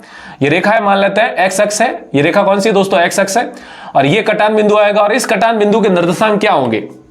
देखिए दोस्तों ज्यादातर हम क्या करते हैं, यहां पर x, y मानते हैं, लेकिन दोस्तों यहां पर आपको x, y मानने की जरूरत नहीं है। क्यों दोस्तों, ध्यान दीजिए, ये x अक्ष है और ये जो बिंदु है इस x अक्ष पर भी विद्यमान है और इस रेखाखंड पे भी विद्यमान है। अब रेखाखंड पे विद्यमान है तो रेखाखंड पे तो हम x, y मानते हैं, लेकिन दोस्तों यही x, y इस x अक्ष पर भी विद्यमान है, और हम जानते हैं x अक्ष पर किसी भी बिंदु के निर्देशांक जो होते हैं वो दोस्तों x, 0 होते हैं। मैंने आपको बताए थे x, 0 होता है किसी भी बिंदु के निर्देशांक अगर x अक्ष पर है तो, और y अक्ष पर होता है तो उस बिंदु के निर्देशांक हो जाएंगे 0, y हो जाएंगे। अब यहां पर तो ये x अक्ष पर है, तो दोस्तों यहां पर x, y मानने की बजाय आप x, 0 मानेंगे। क्यों, क्योंकि ये जो बिंदु है इस रेखाखंड पर तो है, लेकिन ये बिंदु इस x अक्ष पर भी है। आप देखिए x अक्ष से विभाजित मतलब x अक्ष इसको ऐसे रेखाखंड को ऐसे काटते हुए निकल रही है, तो ये जो इस रेखाखंड पर तो विद्यमान है, लेकिन ये बिंदु इस x अक्ष पर भी विद्यमान है, और x अक्ष पर विद्यमान है तो y का मान 0 होना पड़ेगा।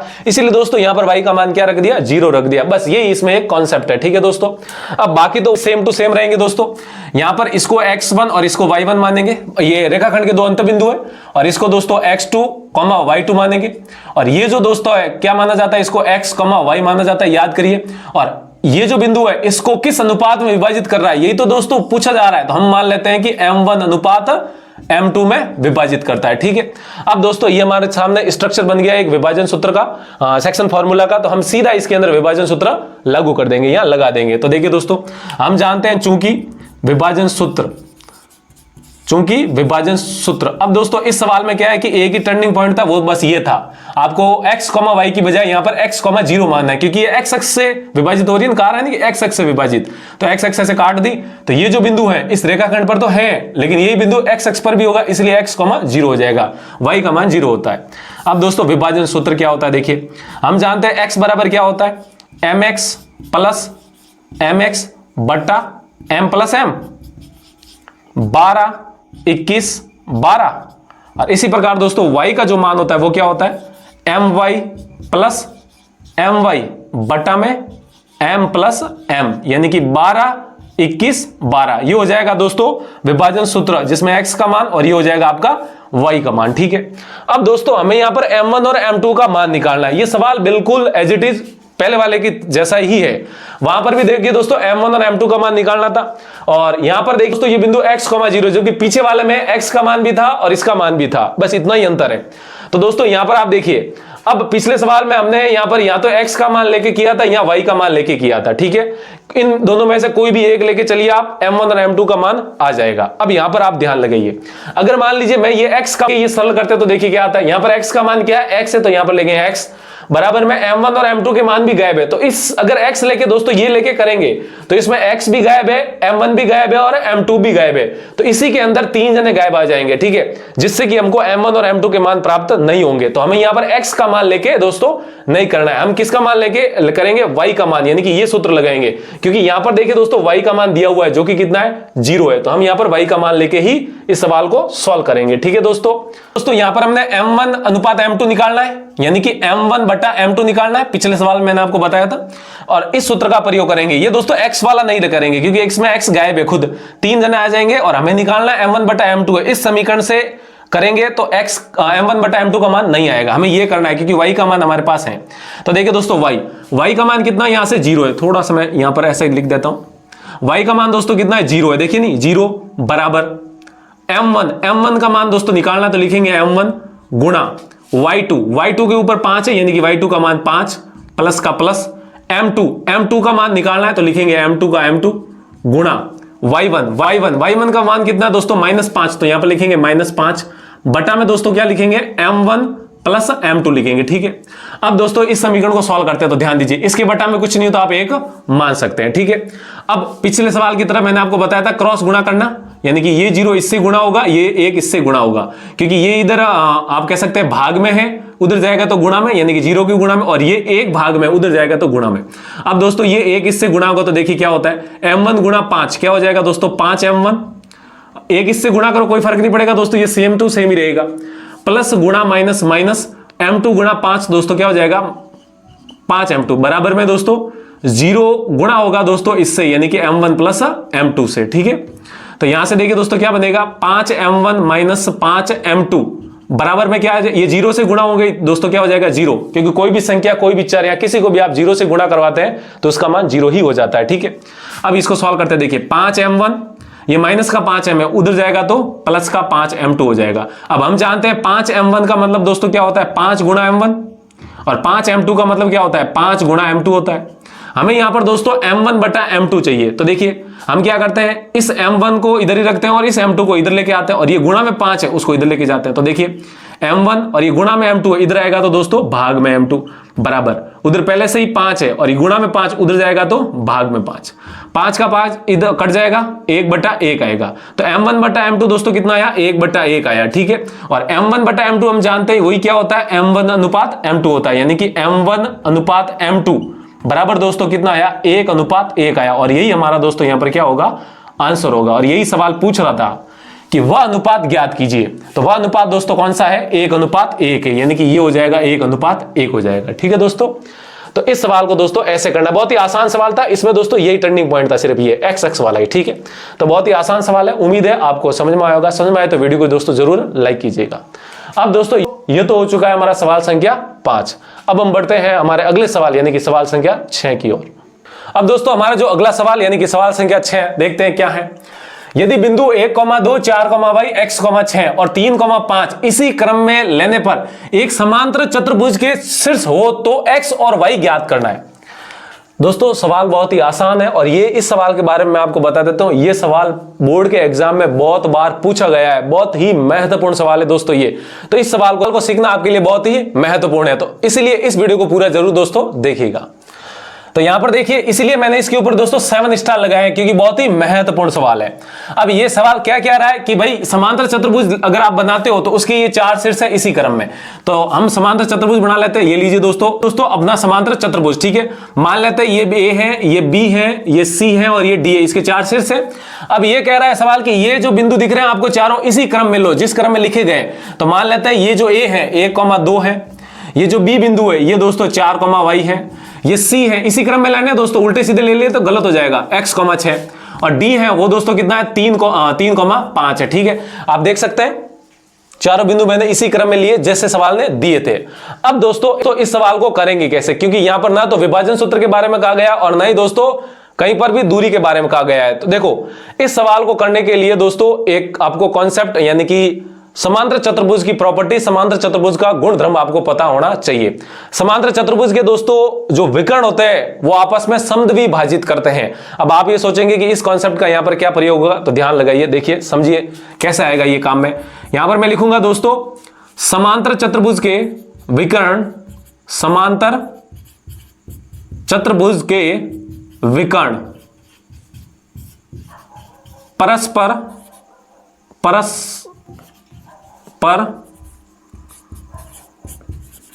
एक दूसरे को समद्विभाजित करते हैं, एक दूसरे को समद्विभाजित करते हैं, समद्विभाजित करते हैं।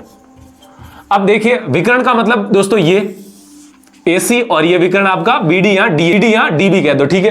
तो ये दोस्तों यहां पर इस समांतर चतुर्भुज के 2 विकर्ण आप देख सकते हैं। अब ये दोनों विकर्ण दोस्तों आपस में क्या है, समद्विभाजित होते हैं। समद्विभाजित का मतलब समान 2 भागों में विभाजित होते हैं। कहने का मतलब ये जो बिंदु है दोस्तों इस AC रेखाखंड, ये AC क्या है, अपने आप में विकर्ण है और अपने आप में ये दोस्तों रेखाखंड भी है।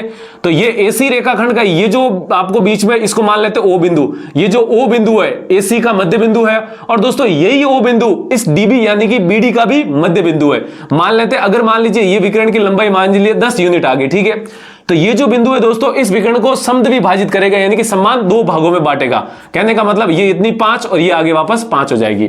अगर मान लीजिए इस विकर्ण की लंबाई 6 है तो ये जो बिंदु है इस विकर्ण को भी समद्विभाजित यानी कि समान 2 भागों में बांट देगा। कहने का मतलब ये 3 और ये दोस्तों 3 हो जाएगी, ठीक है। ये मतलब है। तो यहां पर जो हमारा फाइनल रिजल्ट आपको याद रखना है इस सवाल के लिए, ये जो बिंदु है इस AC का भी मध्य बिंदु है दोस्तों और ये बिंदु इस BD का भी मध्य बिंदु है। कहने का मतलब ये जो बिंदु है इस AC रेखाखंड को 1:1 में विभाजित करेगा और यही बिंदु इस BD रेखाखंड को भी 1:1 में विभाजित करेगा। ये दोस्तों यहां पर कॉन्सेप्ट का यूज करना है। अब दोस्तों मैंने आपको पिछले सवाल में कहा था कि मैं आपको आगे सवालों में मध्य बिंदु सूत्र बताऊंगा, तो दोस्तों इसी सवाल में मैं आपको मध्य बिंदु सूत्र सिखाऊंगा। तो यहां पर आप देख सकते हैं दोस्तों, यहां पर मैं आपको मध्य बिंदु सूत्र का कॉन्सेप्ट बताता हूं, ठीक है। मध्य बिंदु सूत्र कुछ और नहीं है दोस्तों, वो अपने आप में विभाजन सूत्र ही है। अब वो विभाजन सूत्र आपका मध्य बिंदु सूत्र कब बनता है, जब अनुपात जो M1 और M2 है वो 1:1 बन जाता है, ठीक है। कहने का मतलब अगर मान लीजिए आपको एक रेखाखंड दिया गया है जिसके 2 अंत बिंदु इस प्रकार है, मान लीजिए x1 y1 और एक बिंदु है x2, y2, ठीक है। ये 2 बिंदु हैं और इन दोनों बिंदुओं को मिलाने वाला ये रेखाखंड है, ठीक है। अगर मान लीजिए आपको दोस्तों इस रेखाखंड का मध्य बिंदु के निर्देशांक पूछता है तो वहां पर आपको मध्य बिंदु सूत्र लगाना है। मध्य बिंदु का मतलब 1:1 में विभाजित करने वाला बिंदु।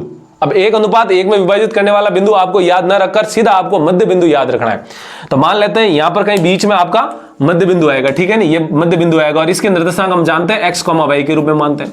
तो दोस्तों जो ये मध्य बिंदु सूत्र काम करेगा यानी कि यहां पर मैं लिखूंगा मध्य बिंदु सूत्र, ठीक है ना। मध्य बिंदु सूत्र वो कैसे काम करेगा कि x का मान निकालना है अगर इसका, तो क्या करेंगे, ये x1 और ये x2 जोड़ देंगे यानी कि x1 + x2 बट्टा में 2 लगाएंगे और फिर y का मान, ये y यानी कि इस y का मान निकालने के लिए ये y1 और ये y2 आपस में जोड़ देंगे और 2 का भाग लगा देंगे। जिस प्रकार इसमें लगाया इसी प्रकार इसमें, यहां से x का मान आ जाएगा, यहां से y का मान आ जाएगा यानी कि x, y इस मध्य बिंदु के निर्देशांक आ जाएंगे। ये होता है दोस्तों आपका मध्य बिंदु सूत्र यानी कि मध्य बिंदु का कॉन्सेप्ट, ठीक है। अब दोस्तों मैंने आपको बताया कि ये जो O बिंदु है इस AC रेखाखंड का भी मध्य बिंदु है और इस BD रेखाखंड का भी मध्य बिंदु है। ये कॉन्सेप्ट का दोस्तों इसमें प्रयोग होगा। ठीक है, तो आपको दोस्तों क्या करना है, यहां पर हम लिखेंगे हल। ठीक है, हल, इस सवाल को सॉल्व करेंगे।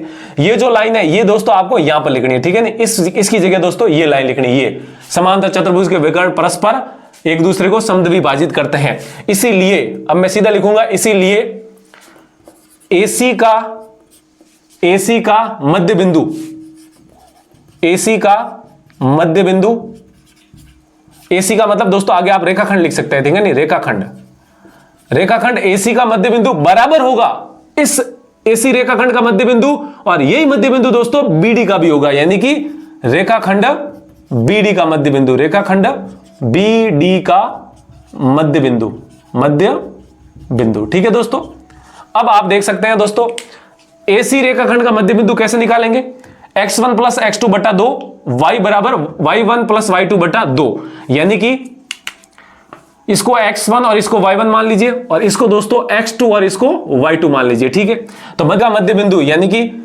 ये बिंदु और ये बिंदु दोस्तों इस AC का मध्य बिंदु है। तो मध्य बिंदु सूत्र से देखिए, ये सूत्र अब आपको दोस्तों यहां पर लगाना है। ठीक है, इसके नीचे लगाना है, मैंने यहां पर लिखा है, समझाया, तो ये सूत्र आपको यहां पर लगाना है, मध्य बिंदु सूत्र, और फिर ये पूरा लिखना है। तो यहां से इस सूत्र का प्रयोग करिए दोस्तों।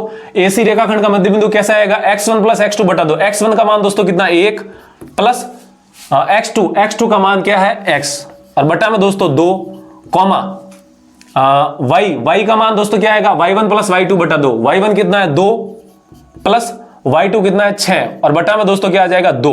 अब ये जो बिंदु आया, ये बिंदु दोस्तों AC का मध्य बिंदु, और ये बराबर होगा रेखाखंड BD का मध्य बिंदु, यानी कि अब ये बिंदु है दोस्तों इस BD का भी मध्य बिंदु है, यानी कि इसमें वापस एक बार मध्य बिंदु सूत्र लगाएंगे।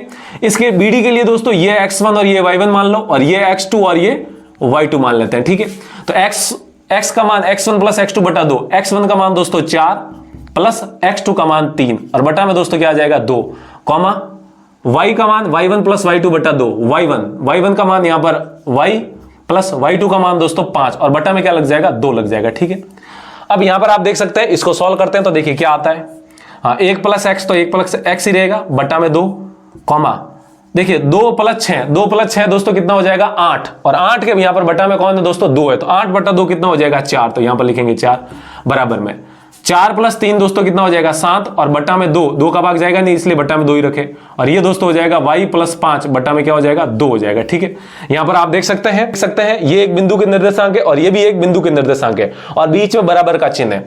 अब देखिए दोस्तों, 2 बिंदु बराबर दिए हुए हैं, और 2 बिंदु बराबर कब होते हैं, यानी कि 2 बिंदुओं की जब तुलना करते हैं और तुलना में वो दोस्तों दोनों बराबर आते हैं, तो वो बराबर एक ही शर्त पे होते हैं कि पहले बिंदु में जो x यानी कि भुज का मान है, वही मान दूसरे बिंदु के भुज यानी कि x के मान के बराबर होना चाहिए, और पहले बिंदु में जो कोटि यानी कि y का मान है, यही मान दूसरे बिंदु की कोटि यानी कि y के मान के बराबर होना चाहिए। कहने का मतलब ये x का मान, ये जो आपको दिख रहा है, इस बिंदु में x का मान इसके बराबर होगा, और ये जो y का मान है इसके y के मान के बराबर होगा, यानी कि 1 प्लस x बटा 2 बराबर में दोस्तों 7 बटा 2 होगा। बिंदु तभी बराबर होते हैं जब x का इनपुट और इसके x का इनपुट बराबर हो, और इसके y का इनपुट और इसके y का इनपुट बराबर हो। ठीक है, ये 4 बराबर होगा दोस्तों इसके y के मान के बराबर, प्लस 5 बटा 2, यानी कि ये 4 इसके बराबर हो जाएगा।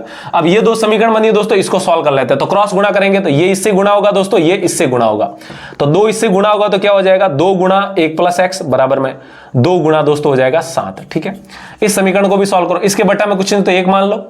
अब इसको भी ऐसे क्रॉस गुणा करवा लो दोस्तों, ये 2 4 से गुणा होगा, यानी कि 2 गुणा 4 बराबर में 1 इससे गुणा होगा तो y प्लस 5 ही आएगा।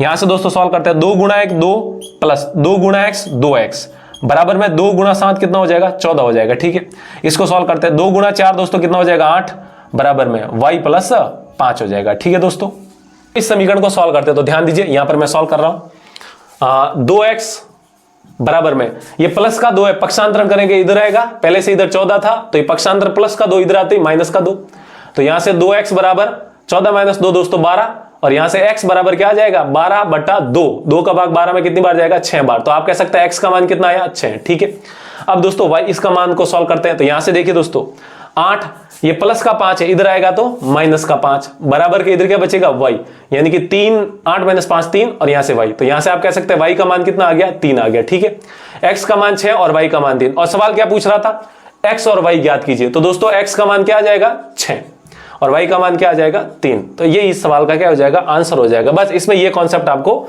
ध्यान रखना है कि एक विकर्ण का जो बिंदु आएगा यानी कि जो बीच वाला बिंदु आएगा वही दोस्तों दूसरे विकर्ण का मध्य बिंदु होगा, यानी कि दोनों विकर्ण के मध्य बिंदु कॉमन है, यानी कि सेम टू सेम है, क्योंकि दोनों क्या है आपस में समद्विभाजित करते हैं। तो दोस्तों बहुत ही इंपॉर्टेंट सवाल था। इस सवाल को आपको दोस्तों ऐसे ही यानी कि मध्य बिंदु इस कॉन्सेप्ट से करना है। मैंने आपको बता दिया मध्य बिंदु सूत्र और मध्य बिंदु का कॉन्सेप्ट। तो उम्मीद है आपको ये सवाल समझ में आया होगा, और यदि समझ में आया तो वीडियो को दोस्तों जरूर लाइक कीजिए। अभी तक चैनल को सब्सक्राइब नहीं किया तो वीडियो के नीचे वाला जो लाल बटन है उसको दबा दीजिए। अब दोस्तों हो चुका है हमारा सवाल संख्या 6। अब हम करते हैं हमारा अगला सवाल यानी कि सवाल संख्या 7। अब दोस्तों हमारा जो अगला सवाल यानी कि सवाल संख्या 7 क्या है देखते हैं। बिंदु ए के निर्देशांक ज्ञात करने हैं। यहां पर दोस्तों ए बिंदु के निर्देशांक ज्ञात करने हैं, जहां ए बी एक वृत्त का व्यास है जिसका केंद्र 2,-3 है तथा बी के निर्देशांक भी दिए गए हैं। दोस्तों यहां पर ए के निर्देशांक ज्ञात करने हैं जहां पर ए बी एक वृत्त का व्यास है। ठीक है दोस्तों, यहां पर वृत्त बनाते हैं तो देखिए ये हो जाएगा हमारा वृत्त। ठीक है, अब दोस्तों यहां पर केंद्र होगा और ये हम मान लेते हैं व्यास है। ठीक है, व्यास क्या होता है वृत्त की सबसे बड़ी जीवा जो केंद्र से गुजरे, तो ये हमने केंद्र से गुजार दी। ठीक है ना, ये केंद्र थोड़ा इसके ऊपर बना, ये केंद्र से गुजार ली और ये जीवा क्या कहलाएगी व्यास कहलाएगी। और ये दोस्तों क्या है ए बी है, नाम दिया हुआ है ए और ये दोस्तों है बी। ठीक है, तो इस ए के निर्देशांक इसके निर्देशांक ज्ञात करने हैं जिसका केंद्र 2,-3 है। दोस्तों ये रहा केंद्र और ये है आपका 2,-3। ठीक है, ये केंद्र है आपका। और दोस्तों बी के निर्देशांक केंद्र मैं ऊपर लिख लेता हूं, ठीक है आपकी जानकारी के लिए ऊपर लिख लेता हूं। ठीक है, 2,-3 ये हो जाएगा केंद्र।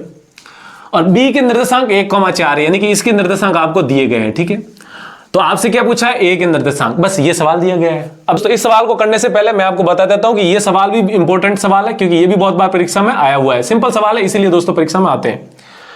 तो अब हमें ए के निर्देशांक ज्ञात करने हैं। तो दोस्तों इसमें भी जैसे हमने पिछले सवाल में एक कॉन्सेप्ट लगाया था समांतर चतुर्भुज का समद्विभाजित का, तो यहां पर भी दोस्तों क्या है एक कॉन्सेप्ट का यूज होगा। देखिए कौन से कॉन्सेप्ट का, हम जानते हैं कि दोस्तों ये जो आपका केंद्र होता है ये व्यास का मध्य बिंदु होता है, आपको ये पता होना चाहिए।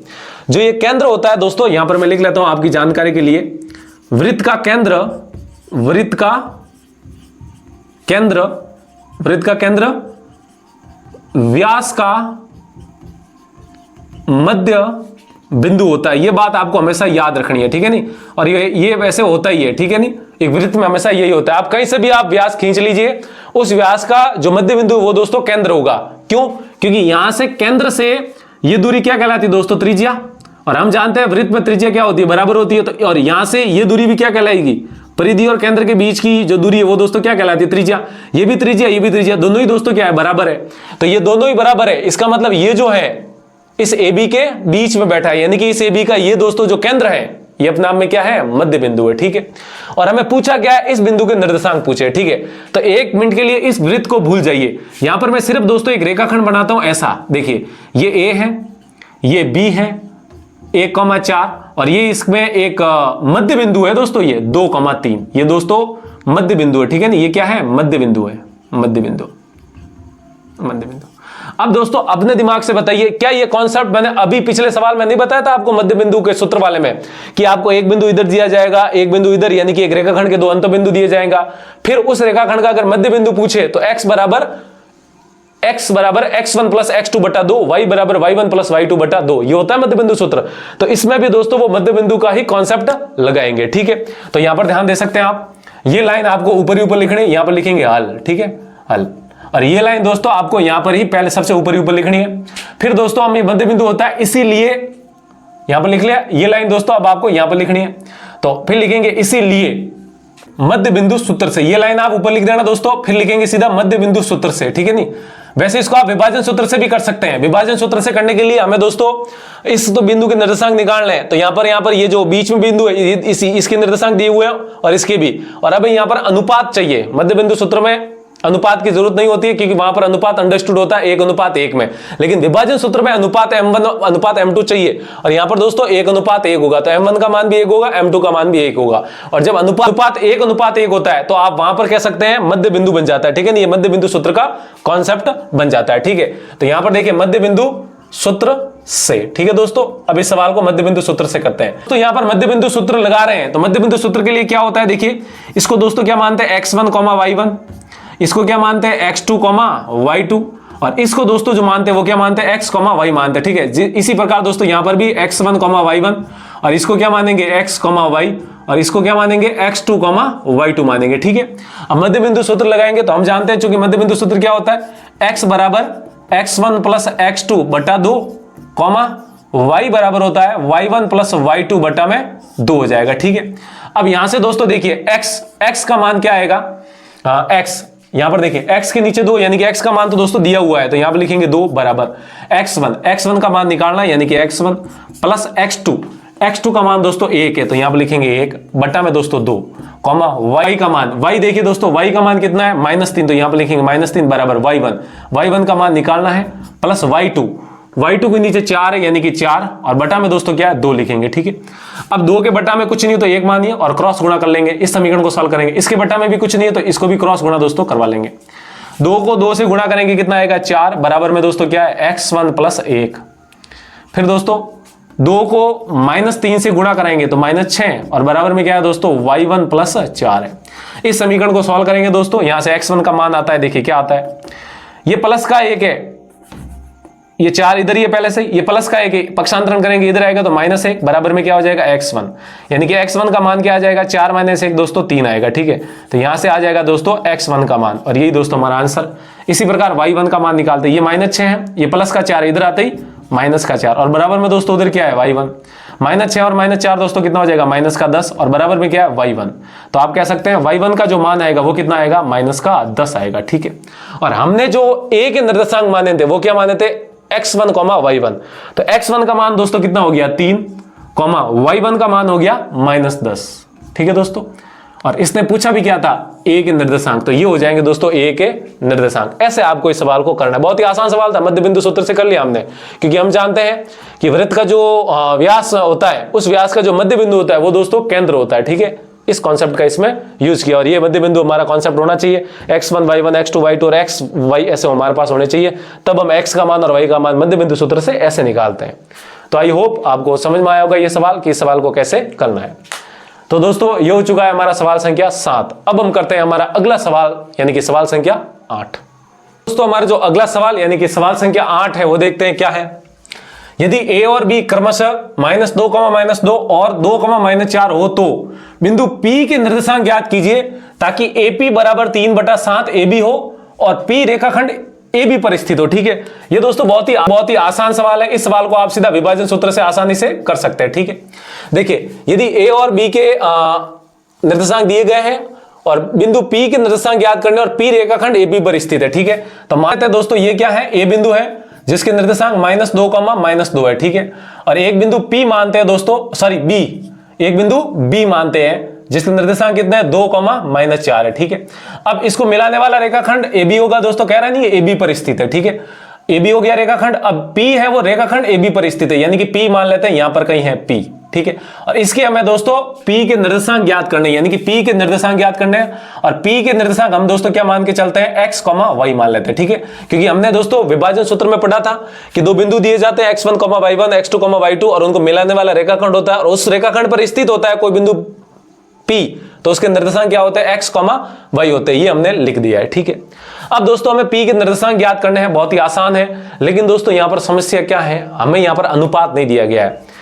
x1, y1 का मान दे दिया, x2, y2 का मान दे दिया, और x, y का मान निकाल लेंगे आराम से विभाजन सूत्र से, कब, जब हमें अनुपात दिया जाए।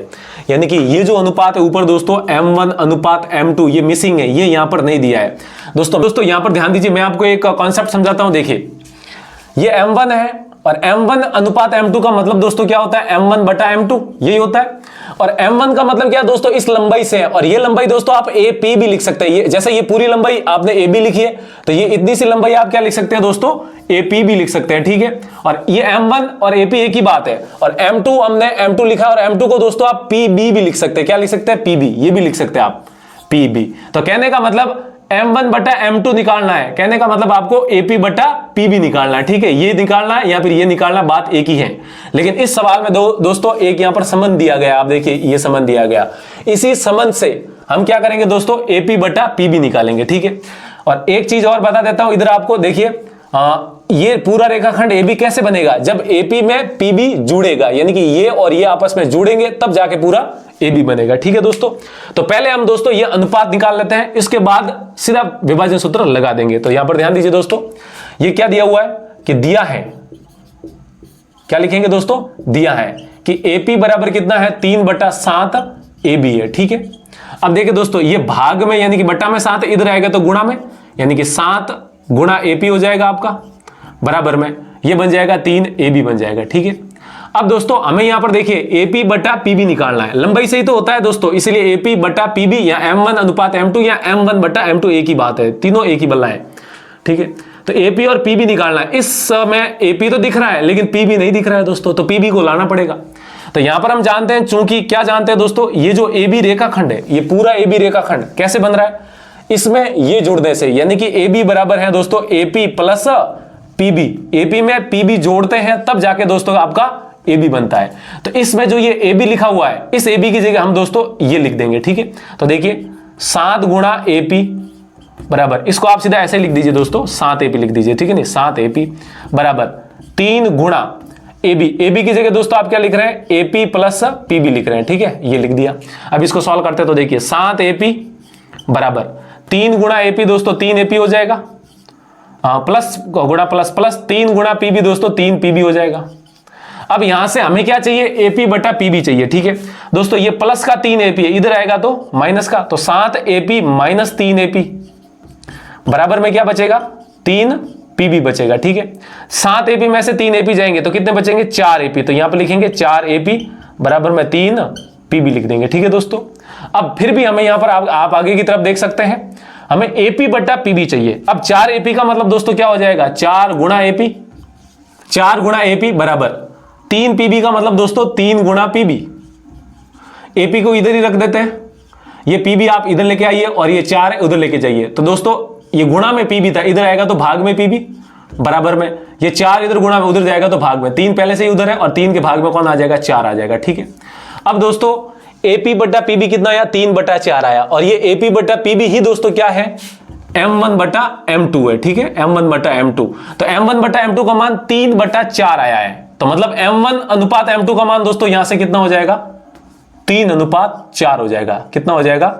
3/4 हो जाएगा। तो ऐसे दोस्तों पहले आपको अनुपात निकालना है। यहां से अनुपात क्या आ जाएगा? AP बटा PB यानी कि 3/4, यानी कि M1 बटा M2, और M1 बटा M2 का मतलब 3/4, M1 अनुपात M2। ठीक है, क्योंकि हम जानते थे कि ये AP लंबाई और PB लंबाई दोनों का एक दूसरे में भाग लगाएंगे तभी तो अनुपात आएगा, और अनुपात हमारे पास में दिया हुआ है M1 अनुपात M2। तो दोस्तों सबसे पहले आपको इस सवाल में अनुपात निकालना। अब सवाल में कुछ जान ही नहीं बची है दोस्तों, अब सीधा विभाजन सूत्र लगाएंगे और ये सवाल ठोक देंगे, खत्म कर देंगे। ठीक है दोस्तों, तो यहां पर ध्यान दीजिए, अब हम लगाते हैं दोस्तों विभाजन सूत्र। तो देखिए हम जानते हैं, चूंकि विभाजन सूत्र दोस्तों, विभाजन सूत्र क्या होता है? देखिए विभाजन सूत्र, विभाजन सूत्र क्या होता है? विभाजन सूत्र कहता है कि x बराबर mx प्लस mx बटा m प्लस m, 12 21 12।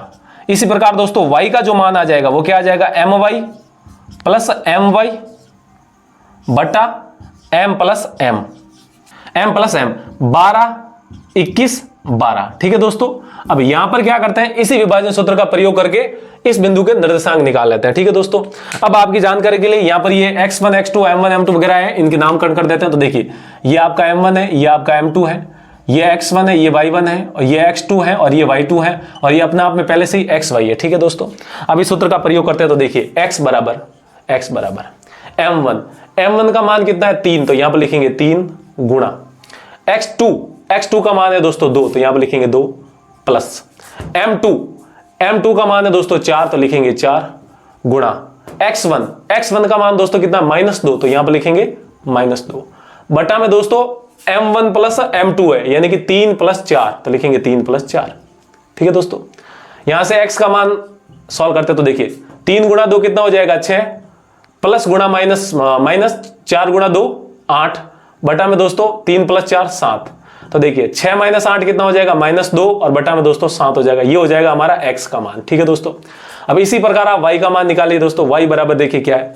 m1 का मान दोस्तों कितना है? 3, तो यहां पर लिखेंगे 3 गुणा y2 का मान है -4, तो यहां पर लिखेंगे -4 प्लस m2 का मान है दोस्तों 4, तो लिखेंगे 4 गुणा y1 का मान दोस्तों -2, तो यहां पर लिखेंगे -2 बटा में m1 plus m2, m1 plus m2 का मतलब 3 + 4, तो यहां पर लिखेंगे 3 + 4। यहां से दोस्तों y का मान कैलकुलेट करेंगे, प्लस गुणा माइनस, इसका चिन्ह कुछ नहीं मतलब प्लस है, प्लस गुणा माइनस माइनस, 3 गुणा 4 12, प्लस गुणा माइनस माइनस, 4 गुणा 2 दोस्तों 8, और बटा में दोस्तों 3 + 4 7 हो जाएगा। -12 और -8 दोस्तों -20, और बटा में दोस्तों 7 हो जाएगा, और यही क्या हो जाएगा, आंसर हो जाएगा। और इसने पूछा क्या था, P के निर्देशांक पूछे थे, और P के निर्देशांक हमने कितने माने थे, x, y, तो यहां से x, y के दोनों के मान आएंगे, तो यहां पर आप लिख सकते हैं अतः P के निर्देशांक क्या हो जाएंगे दोस्तों, ये 3 लगाते हैं ऐसे, ठीक है, निर्देशांक लिखते वक्त। x का मान दोस्तों -2/7, y का मान -20/7, ठीक है दोस्तों। ऐसे आपको इस सवाल को करना था, और यही आपका क्या है दोस्तों, आंसर है। तो सवाल बहुत ही आसान था, बस इसमें आपको क्या करना है, विभाजन सूत्र लगाना, और उससे पहले आपको ये अनुपात निकाल लेते, ठीक है। तो उम्मीद है आपको समझ में आया होगा, समझ में आए तो वीडियो को जरूर लाइक कीजिएगा। तो दोस्तों ये हो चुका है हमारा सवाल संख्या 8। अब हम करते हैं हमारा अगला सवाल, यानी कि सवाल संख्या 9। अब दोस्तों हमारा जो अगला सवाल यानी कि सवाल संख्या 9 देखते हैं क्या है। बिंदुओं a -2,2 और बिंदु b 2,8 को जोड़ने वाले रेखाखंड AB को 4 बराबर भागों में, यहां पर आप ध्यान दीजिएगा, 4 बराबर भागों में विभाजित करने वाले बिंदुओं के निर्देशांक ज्ञात कीजिए। दोस्तों ये जो सवाल है हमारा, जो अभी हमने दूसरा सवाल किया था, ये जो 9वां सवाल है, और इसी प्रश्नावली का जो दूसरा सवाल है, दोनों ही सेम टू सेम है।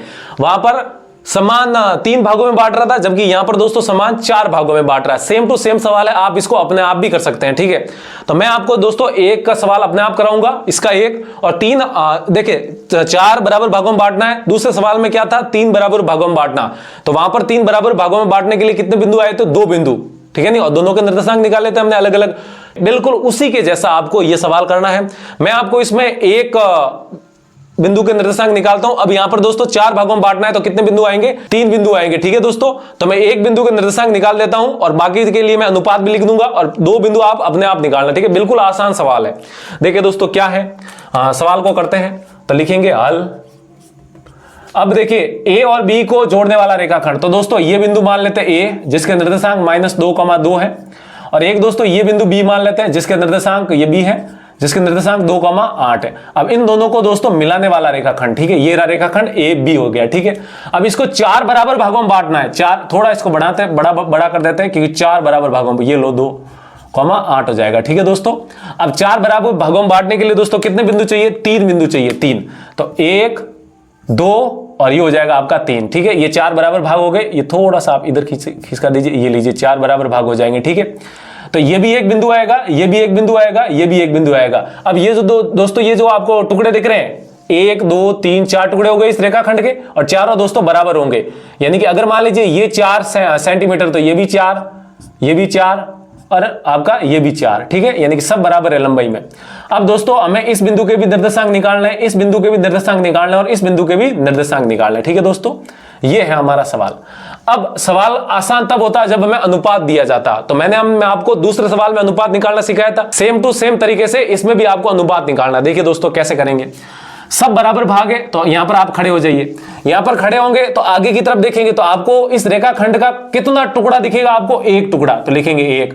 और इस पर खड़े खड़े पीछे की तरफ देखेंगे, तो इस रेखाखंड के कितने बराबर टुकड़े हैं, 1 2 3 है, तो यहां पर लिखेंगे 1:3। तो इस बिंदु के लिए जो अनुपात आया वो कितना है दोस्तों, 1:3। अब देखिए दोस्तों इस बिंदु पे जाके खड़े होइए, इस बिंदु पर खड़े होंगे तो पीछे की तरफ देखेंगे, तो 1 2 टुकड़े दिखेंगे, यानी कि अनुपात 2 हो गया, ठीक है। ये मैं लाइन खींच देता हूं बीच में, ठीक है नहीं, ताकि ये दोनों मिक्स ना हो, ऐसे मैं लाइन खींच देता हूं, ठीक है भाई। और यहां पर खड़े खड़े आगे की तरफ देखेंगे, तो इस रेखाखंड के 2 बराबर टुकड़े दिखाई देंगे, तो लिखेंगे 2। अब दोस्तों देखिए, अगर मैंने लिखा 2:2, तो 2:2 का मतलब तो क्या होता है, 2/2, 2 इसे कट रहा है, 2 के पार्ट से 1/1, यानी कि इसको आप दोस्तों 1:1 भी लिख सकते हैं। तो इस 2:2 को आप दोस्तों 1:1 भी लिख सकते हैं, ठीक है।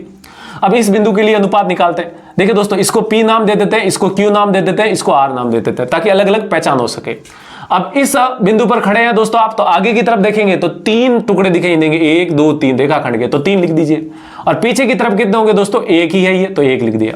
तो देखिए ये तीनों बिंदु के हमें निर्देशांक ज्ञात करने हैं, जो इस रेखाखंड को 4 बराबर भागों में बांट रहा है, यानी कि प्रश्न के अनुसार 4 बराबर भागों में बांट रहा है।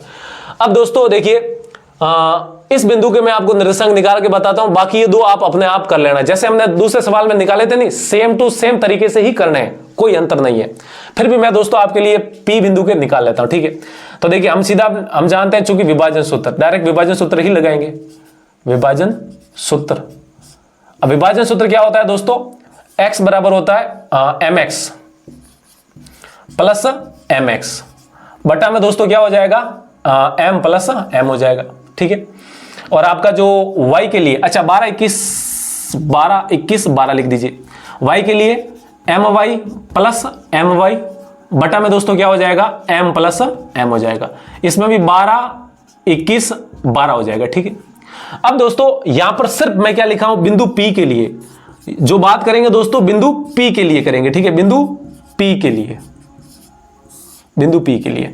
तो Q और इसको दोनों को भूल जाएंगे, तो सिर्फ यही याद रखेंगे। तो दोस्तों अब हम नामकरण कर देते हैं हमारे विभाजन सूत्र में जैसे करते थे, जैसे इसमें दोस्तों x1 y1 वगैरह है, तो इसमें भी नाम करते हैं। x1 और y1 इसको कहते हैं, और x2 और y2 इसको कहते हैं, जो दो अंत बिंदु होते हैं ना रेखाखंड के, उनको कहते हैं ये। और दोस्तों हम इनकी तो बात ही नहीं कर रहे हैं, ये तो आपके लिए है, ये दोनों के निर्देशांक दोस्तों आपके लिए होमवर्क है, ठीक है नहीं। अब हम इसकी बात कर रहे हैं, इसको ये m1 और ये m2 मान लेते हैं। हमें P बिंदु के निर्देशांक याद करना है, तो इसको दोस्तों x, y मान लेते हैं, ठीक है। तो बिंदु P के लिए तो x बराबर m1 के नीचे 1 है तो लिखेंगे 1 गुणा x2 के ऊपर 2 है तो लिखेंगे 2 यानी कि 2 प्लस m2 का मान है दोस्तों 3 गुणा x1 का मान है -2 तो लिखेंगे -2 बटा में m1 प्लस m2 यानी कि 1 प्लस 3 तो लिखेंगे 1 प्लस 3, ठीक है। अब इसी प्रकार दोस्तों y का मान निकालते हैं, तो देखिए m1 का मान 1 गुणा y2 का मान दोस्तों 8 है तो लिखेंगे 8 प्लस m2 का मान 3 तो लिखेंगे 3 गुणा y1 का मान दोस्तों यहां पर 2 है तो लिखेंगे 2 बटा में m1 प्लस m2 यानी कि 1 प्लस 3 तो लिखेंगे 1 प्लस 3, ठीक है दोस्तों। अब इसको सॉल्व करते हैं तो देखिए क्या आता है, करते हैं तो मैं यहां पर आगे सॉल्व कर रहा हूं, देखिए क्या आएगा। x का मान देखिए निकालते तो लिखेंगे x बराबर 1 गुणा 2 दोस्तों कितना हो जाएगा 2, ठीक है। और प्लस गुणा माइनस हो जाएगा माइनस, 3 गुणा 2 हो जाएगा 6 तो लिखेंगे 6 बटा में दोस्तों 1 प्लस 3 कितना हो जाएगा 4, ठीक है। इसी प्रकार दोस्तों y का मान निकालेंगे, 1 गुणा 8 हो जाएगा, प्लस गुणा ये तो प्लस ये दोनों ही, तो प्लस 3 गुणा 2 हो जाएगा 6 और बटा में दोस्तों क्या है 1 प्लस 3 यानी कि 4। इसको सॉल्व करते तो x बराबर 2 - 6 -4 और बटा में 4 है। यहां से y बराबर 8 प्लस 6 दोस्तों 14 हो जाएगा और बटा में क्या है 4 है। यहां से x का मान निकालते हैं दोस्तों, इसका चिन्ह कुछ नहीं है, प्लस है तो प्लस का भाग माइनस में -4 का भाग 4 में 1 बार, और यहां से y 2 से कटेगा, ये तो ऊपर 7 बार नीचे 2 बार, तो जैसे यही आंसर हो जाएगा, ठीक है। तो यानी कि x का मान -1 और ये 7/2। तो जो p के निर्देशांक आएंगे दोस्तों इस p के, वो कितने आएंगे, x का मान -1 और ये हो जाएगा 7/2 हो जाएगा, ठीक है। ये आ गया p के निर्देशांक। अब दोस्तों यहां पर आप लिख सकते हैं p के निर्देशांक, और फिर आप इसी प्रकार आगे आपको दोस्तों q व r के लिए करना है, ठीक है नहीं, q व r के लिए आपको अपने आप करना है, ठीक है। बिल्कुल सेम टू सेम है, मैंने आपको मात्र एक ही सवाल ये दिया है होमवर्क के लिए, तो उम्मीद है आप इसको कर लेंगे, बहुत ही आसान सवाल है। तो आई होप आपको ये समझ में आया होगा, समझ में आए तो वीडियो को जरूर दोस्तों लाइक कीजिएगा। तो ये हो चुका है हमारा सवाल संख्या 9। अब हम करते हैं हमारा अगला सवाल, और इस प्रश्नावली यानी कि प्रश्नावली 7.2 का अंतिम सवाल, सवाल संख्या 10। अब दोस्तों हमारा जो अंतिम यानी कि सवाल संख्या 10 है वो देखते हैं क्या है। एक समचतुर्भुज का क्षेत्रफल ज्ञात कीजिए जिसके शीर्ष इसी क्रम में यानी कि 3, 0, 4, 5, -1, 4 और -2, -1 है में। हमें समचतुर्भुज का क्षेत्रफल ज्ञात करना है, और उस समचतुर्भुज के चारों शीर्ष हमें यहाँ पर दे दिए गए हैं, ठीक है। तो देखिए दोस्तों हम क्या करते हैं, समचतुर्भुज बना लेते हैं, ठीक है। ये आपका वर्ग जैसा होता है समचतुर्भुज, उसको बस कोने को मोड़ना होता है, ठीक है नहीं। वर्ग के कोने को आप अगर मोड़ दोगे तो क्या बन जाएगा दोस्तों, समचतुर्भुज बन जाएगा, ठीक है, इस प्रकार का, ठीक है। ये a मान लेते हैं, ये b मान लेते हैं, ये c मान लेते हैं और ये d मान लेते हैं। सवाल कह रहा है इसी शीर्ष में लेना है, तो a को आप लेंगे दोस्तों 3, 0, b को लेंगे 4, 5 और दोस्तों c को लेंगे -1, 4 और d को कितना लेंगे दोस्तों आप -2, -1 यानी कि -2, -1। अब इस समचतुर्भुज का हमें क्षेत्रफल ज्ञात करना है, ठीक है दोस्तों। देखिए वैसे अभी तक हम देखिए विभाजन सूत्र और मध्य बिंदु सूत्र का प्रयोग कर रहे थे, लेकिन इस सवाल में आपको मध्य बिंदु और विभाजन सूत्र का प्रयोग नहीं करना है। ये सवाल है दूरी सूत्र से आपका हो जाएगा। हमें यहां पर पूछा गया दोस्तों समचतुर्भुज का क्षेत्रफल पूछा है, और आपकी देखो हिंट में भी दिया और वैसे आपको पता होना चाहिए। एक समचतुर्भुज का क्षेत्रफल का सूत्र क्या होता है? 1/2 गुणा विकर्णों का गुणनफल, यानी कि उनके जो विकर्ण आते हैं उनकी लंबाई आती है, उनका आपस में गुणनफल करना है। ठीक है, ये सूत्र होता है। हम जानते हैं डेल्टा बराबर क्या होता है? 1/2 गुणा विकर्णों का गुणनफल। ये दोस्तों सूत्र होता है। ठीक है, विकर्णों का, और विकर्णों का गुणनफल का मतलब क्या होता है? विकर्णों की जो लंबाई आएगी, इन विकर्णों की, इस विकर्ण और इस विकर्ण की जो लंबाई आएगी, उनका आपस में दोस्तों क्या करना है? आपको गुणा करना है। ठीक है, तो हमें क्या करेंगे? एक AC विकर्ण और एक BD विकर्ण, इन दोनों की लंबाई निकालेंगे। ठीक है, तो यहां पर लिखेंगे हल। ठीक है, और सीधा लिखेंगे दूरी सूत्र से। ठीक है, नहीं, दूरी सूत्र से। दूरी सूत्र दोस्तों क्या होता है? अंडर x2 माइनस x1 का whole square plus y2 minus y1 का होल स्क्वायर, पीछे दोस्तों हो जाएगी इकाई हो जाएगी। ठीक है, तो दोस्तों अब हम क्या करते हैं? AC बिंदु के लिए निकालते हैं, तो इसको x1 और इसको y1 और इसको दोस्तों x2 और y2, यानी कि ये AC रेखाखंड की लंबाई, यानी कि ये आपको दूरी निकालनी है। तो यहां पर लिखेंगे AC। ठीक है, लिखेंगे अंडर x2 माइनस x1। दोस्तों x2 का मान कितना? -1, तो लिखेंगे -1 माइनस सूत्र का x1 का मान दोस्तों 3 है, तो लिखेंगे 3 और इसका स्क्वायर प्लस y2 का मान दोस्तों 4, तो लिखेंगे 4 माइनस y1 का मान 0, तो लिखेंगे 0 और इसका स्क्वायर। यहां से AC का मान निकालेंगे दोस्तों, कितना आएगा? अंडर -1 और -3 दोस्तों -4 और इसका स्क्वायर बराबर 4 माइनस 0 4 और 4 का स्क्वायर। ठीक है दोस्तों, अब इसको यहां से और सॉल्व कर दीजिए। देखिए AC -4 का स्क्वायर मतलब दोस्तों 16, और इस 4 का स्क्वायर का मतलब भी दोस्तों 16 होता है, और 16 प्लस 16 दोस्तों कितना हो जाएगा? √32 हो जाएगा। कितना हो जाएगा? √32 हो जाता है। और दोस्तों 32 को आप क्या लिख सकते हैं? 16 गुणा 2 लिख सकते हैं, मैंने आपको बताया था। और 16 गुणा 2 का मतलब दोस्तों क्या होता है? इस 16 गुणा 2 को ऊपर की तरफ मैं आपको बता रहा हूं कि ये जो अंडर है 16 के ऊपर भी लग जाएगा और 2 के ऊपर भी लग जाएगा। ठीक है, और अंडर 16 का वर्गमूल दोस्तों कितना हो जाएगा? 4, और गुणा में अंडर 2 फंस ही जाएगा, यानी कि ऐसा ही रहेगा। तो यहां से आप देख सकते हैं ये आंसर नहीं है, सॉरी, ये AC की लंबाई है। ठीक है, नहीं, पीछे की तरफ आप इकाई ले गई है। तो यहां से देखिए दोस्तों AC यानी कि इस विकर्ण की लंबाई आ गई, कितनी आ गई दोस्तों? 4√2 आ गई। अब हमें दोस्तों इसी प्रकार BD विकर्ण की लंबाई निकालनी है, तो क्या लिखेंगे? इसी प्रकार। क्या लिखेंगे दोस्तों? इसी प्रकार BD बराबर अंडर। देखिए दोस्तों BD के लिए निकालने के लिए इसको x1 और इसको y1 और इसको दोस्तों x2 और इसको y2 मान लीजिए। दूरी सूत्र ये लिखा, और इस दूरी सूत्र में मान रखिए, और यहां से आपकी BD की दूरी यानी कि BD की लंबाई आ जाएगी। तो x2 माइनस x1 का मान -2 माइनस x1 का मान दोस्तों 4 और इसका क्या है? Square plus y2 minus y1 का स्क्वायर। y2 का मान दोस्तों -1 माइनस सूत्र का, और y1 का मान दोस्तों 5, तो लिखेंगे 5 और इसका भी दोस्तों स्क्वायर कर लेंगे। इसको सॉल्व करते हो तो देखिए यहां से आएगा BD अंडर -2 और -4 -6 और -6 का स्क्वायर प्लस -1 और -5 -6 और -6 का भी स्क्वायर, तो बराबर अंडर। देखिए दोस्तों -6 का स्क्वायर कितना आएगा? 36 प्लस -6 का स्क्वायर इधर भी 36 हो जाएगा। ठीक है दोस्तों, बराबर 36 प्लस 36 दोस्तों कितना हो जाएगा? 72 हो जाएगा। ठीक है, और 72 को हम क्या लिख सकते हैं? 36 गुणा 2 लिख सकते हैं। कितना लिख सकते हैं? 36 गुणा 2। 36 का वर्गमूल होके बाहर आ जाएगा 6, और अंदर कौन फंस जाएगा दोस्तों? 6√2 इकाई। ये आ गया आपका दोस्तों BD लंबाई, यानी कि विकर्ण BD की लंबाई। विकर्ण BD की लंबाई दोस्तों कितनी आई? 6√2। ठीक है, इस विकर्ण की लंबाई। अब दोस्तों हमें सवाल क्या पूछ रहा था कि इस समचतुर्भुज का हमें क्षेत्रफल निकालना है, यानी कि ये डेल्टा का मान। तो ये डेल्टा नहीं है दोस्तों, डेल्टा का मतलब तो त्रिभुज हो जाएगा, ये त्रिभुज का नहीं है दोस्तों, समचतुर्भुज तो आप ऐसा बनाइए। ठीक है, नहीं, समचतुर्भुज का क्षेत्रफल। तो यहां से दोस्तों ये समचतुर्भुज का एरिया ऑफ समचतुर्भुज का क्षेत्रफल क्या हो जाएगा? देखिए 1/2 गुणा विकर्णों का गुणनफल। एक विकर्ण की लंबाई आई है 4 गुणा √2 और दूसरे विकर्ण की लंबाई आई है 6 गुणा √2। ठीक है दोस्तों, तो यहां से देखिए बराबर में 1/2 गुणा, देखिए 4 गुणा ये 6 कितना हो जाएगा दोस्तों? 24 गुणा √2 गुणा √2 √4, और √4 का मतलब दोस्तों क्या होता है? 2 होता है, तो लिखेंगे 2 का भाग इसमें जाएगा एक बार। तो यहां से देखिए दोस्तों 1 गुणा 24 24 गुणा 1 दोस्तों हो जाएगा 24, और पीछे आपका हो जाएगा वर्ग इकाई। ठीक है, नहीं, इकाई का वर्ग हो जाएगा, इसलिए इकाई वर्ग। ठीक है, नहीं, यानी कि वर्ग इकाई आप लिख सकते हैं। तो यही आपका क्या हो जाएगा दोस्तों? आंसर हो जाएगा। ठीक है, तो आप कह सकते हैं इस समचतुर्भुज का जो क्षेत्रफल आएगा वो कितना आएगा? 24 वर्ग इकाई आएगा। इस प्रकार आपको निकालना है। हाँ, ये आपको डेल्टा नहीं लिखना है, मैं माफी चाहूंगा, मैंने पहले डेल्टा लिखा था वो गलत है दोस्तों, मैं त्रिभुज के दिमाग में लेके चला था, ये समचतुर्भुज है दोस्तों, तो ये लिखेंगे। तो यहां से कितना आ जाएगा आपका 24 वर्ग का इस समचतुर्भुज का क्षेत्रफल आ जाएगा। तो दोस्तों इस प्रकार आपको ये सवाल करना था। तो उम्मीद है आपको समझ में आया होगा कि कैसे आज हमने पूरी प्रश्नावली 7.2 के सारे सवाल कर लिए। यदि समझ में आए तो वीडियो को लाइक कीजिए और अभी तक चैनल को सब्सक्राइब नहीं किया तो वीडियो के नीचे वाला जो लाल बटन है उसको दबा दीजिए। तो आज के लिए इतना ही रखते हैं। तो आज हमने प्रश्नावली संख्या 7.2 पूरी कर ली और इससे पहले वाले भी लेक्चर में हमने 7.1 के सारे सवाल किए थे, यानी कि 7 ही प्रश्नावली कंप्लीट हो गई है।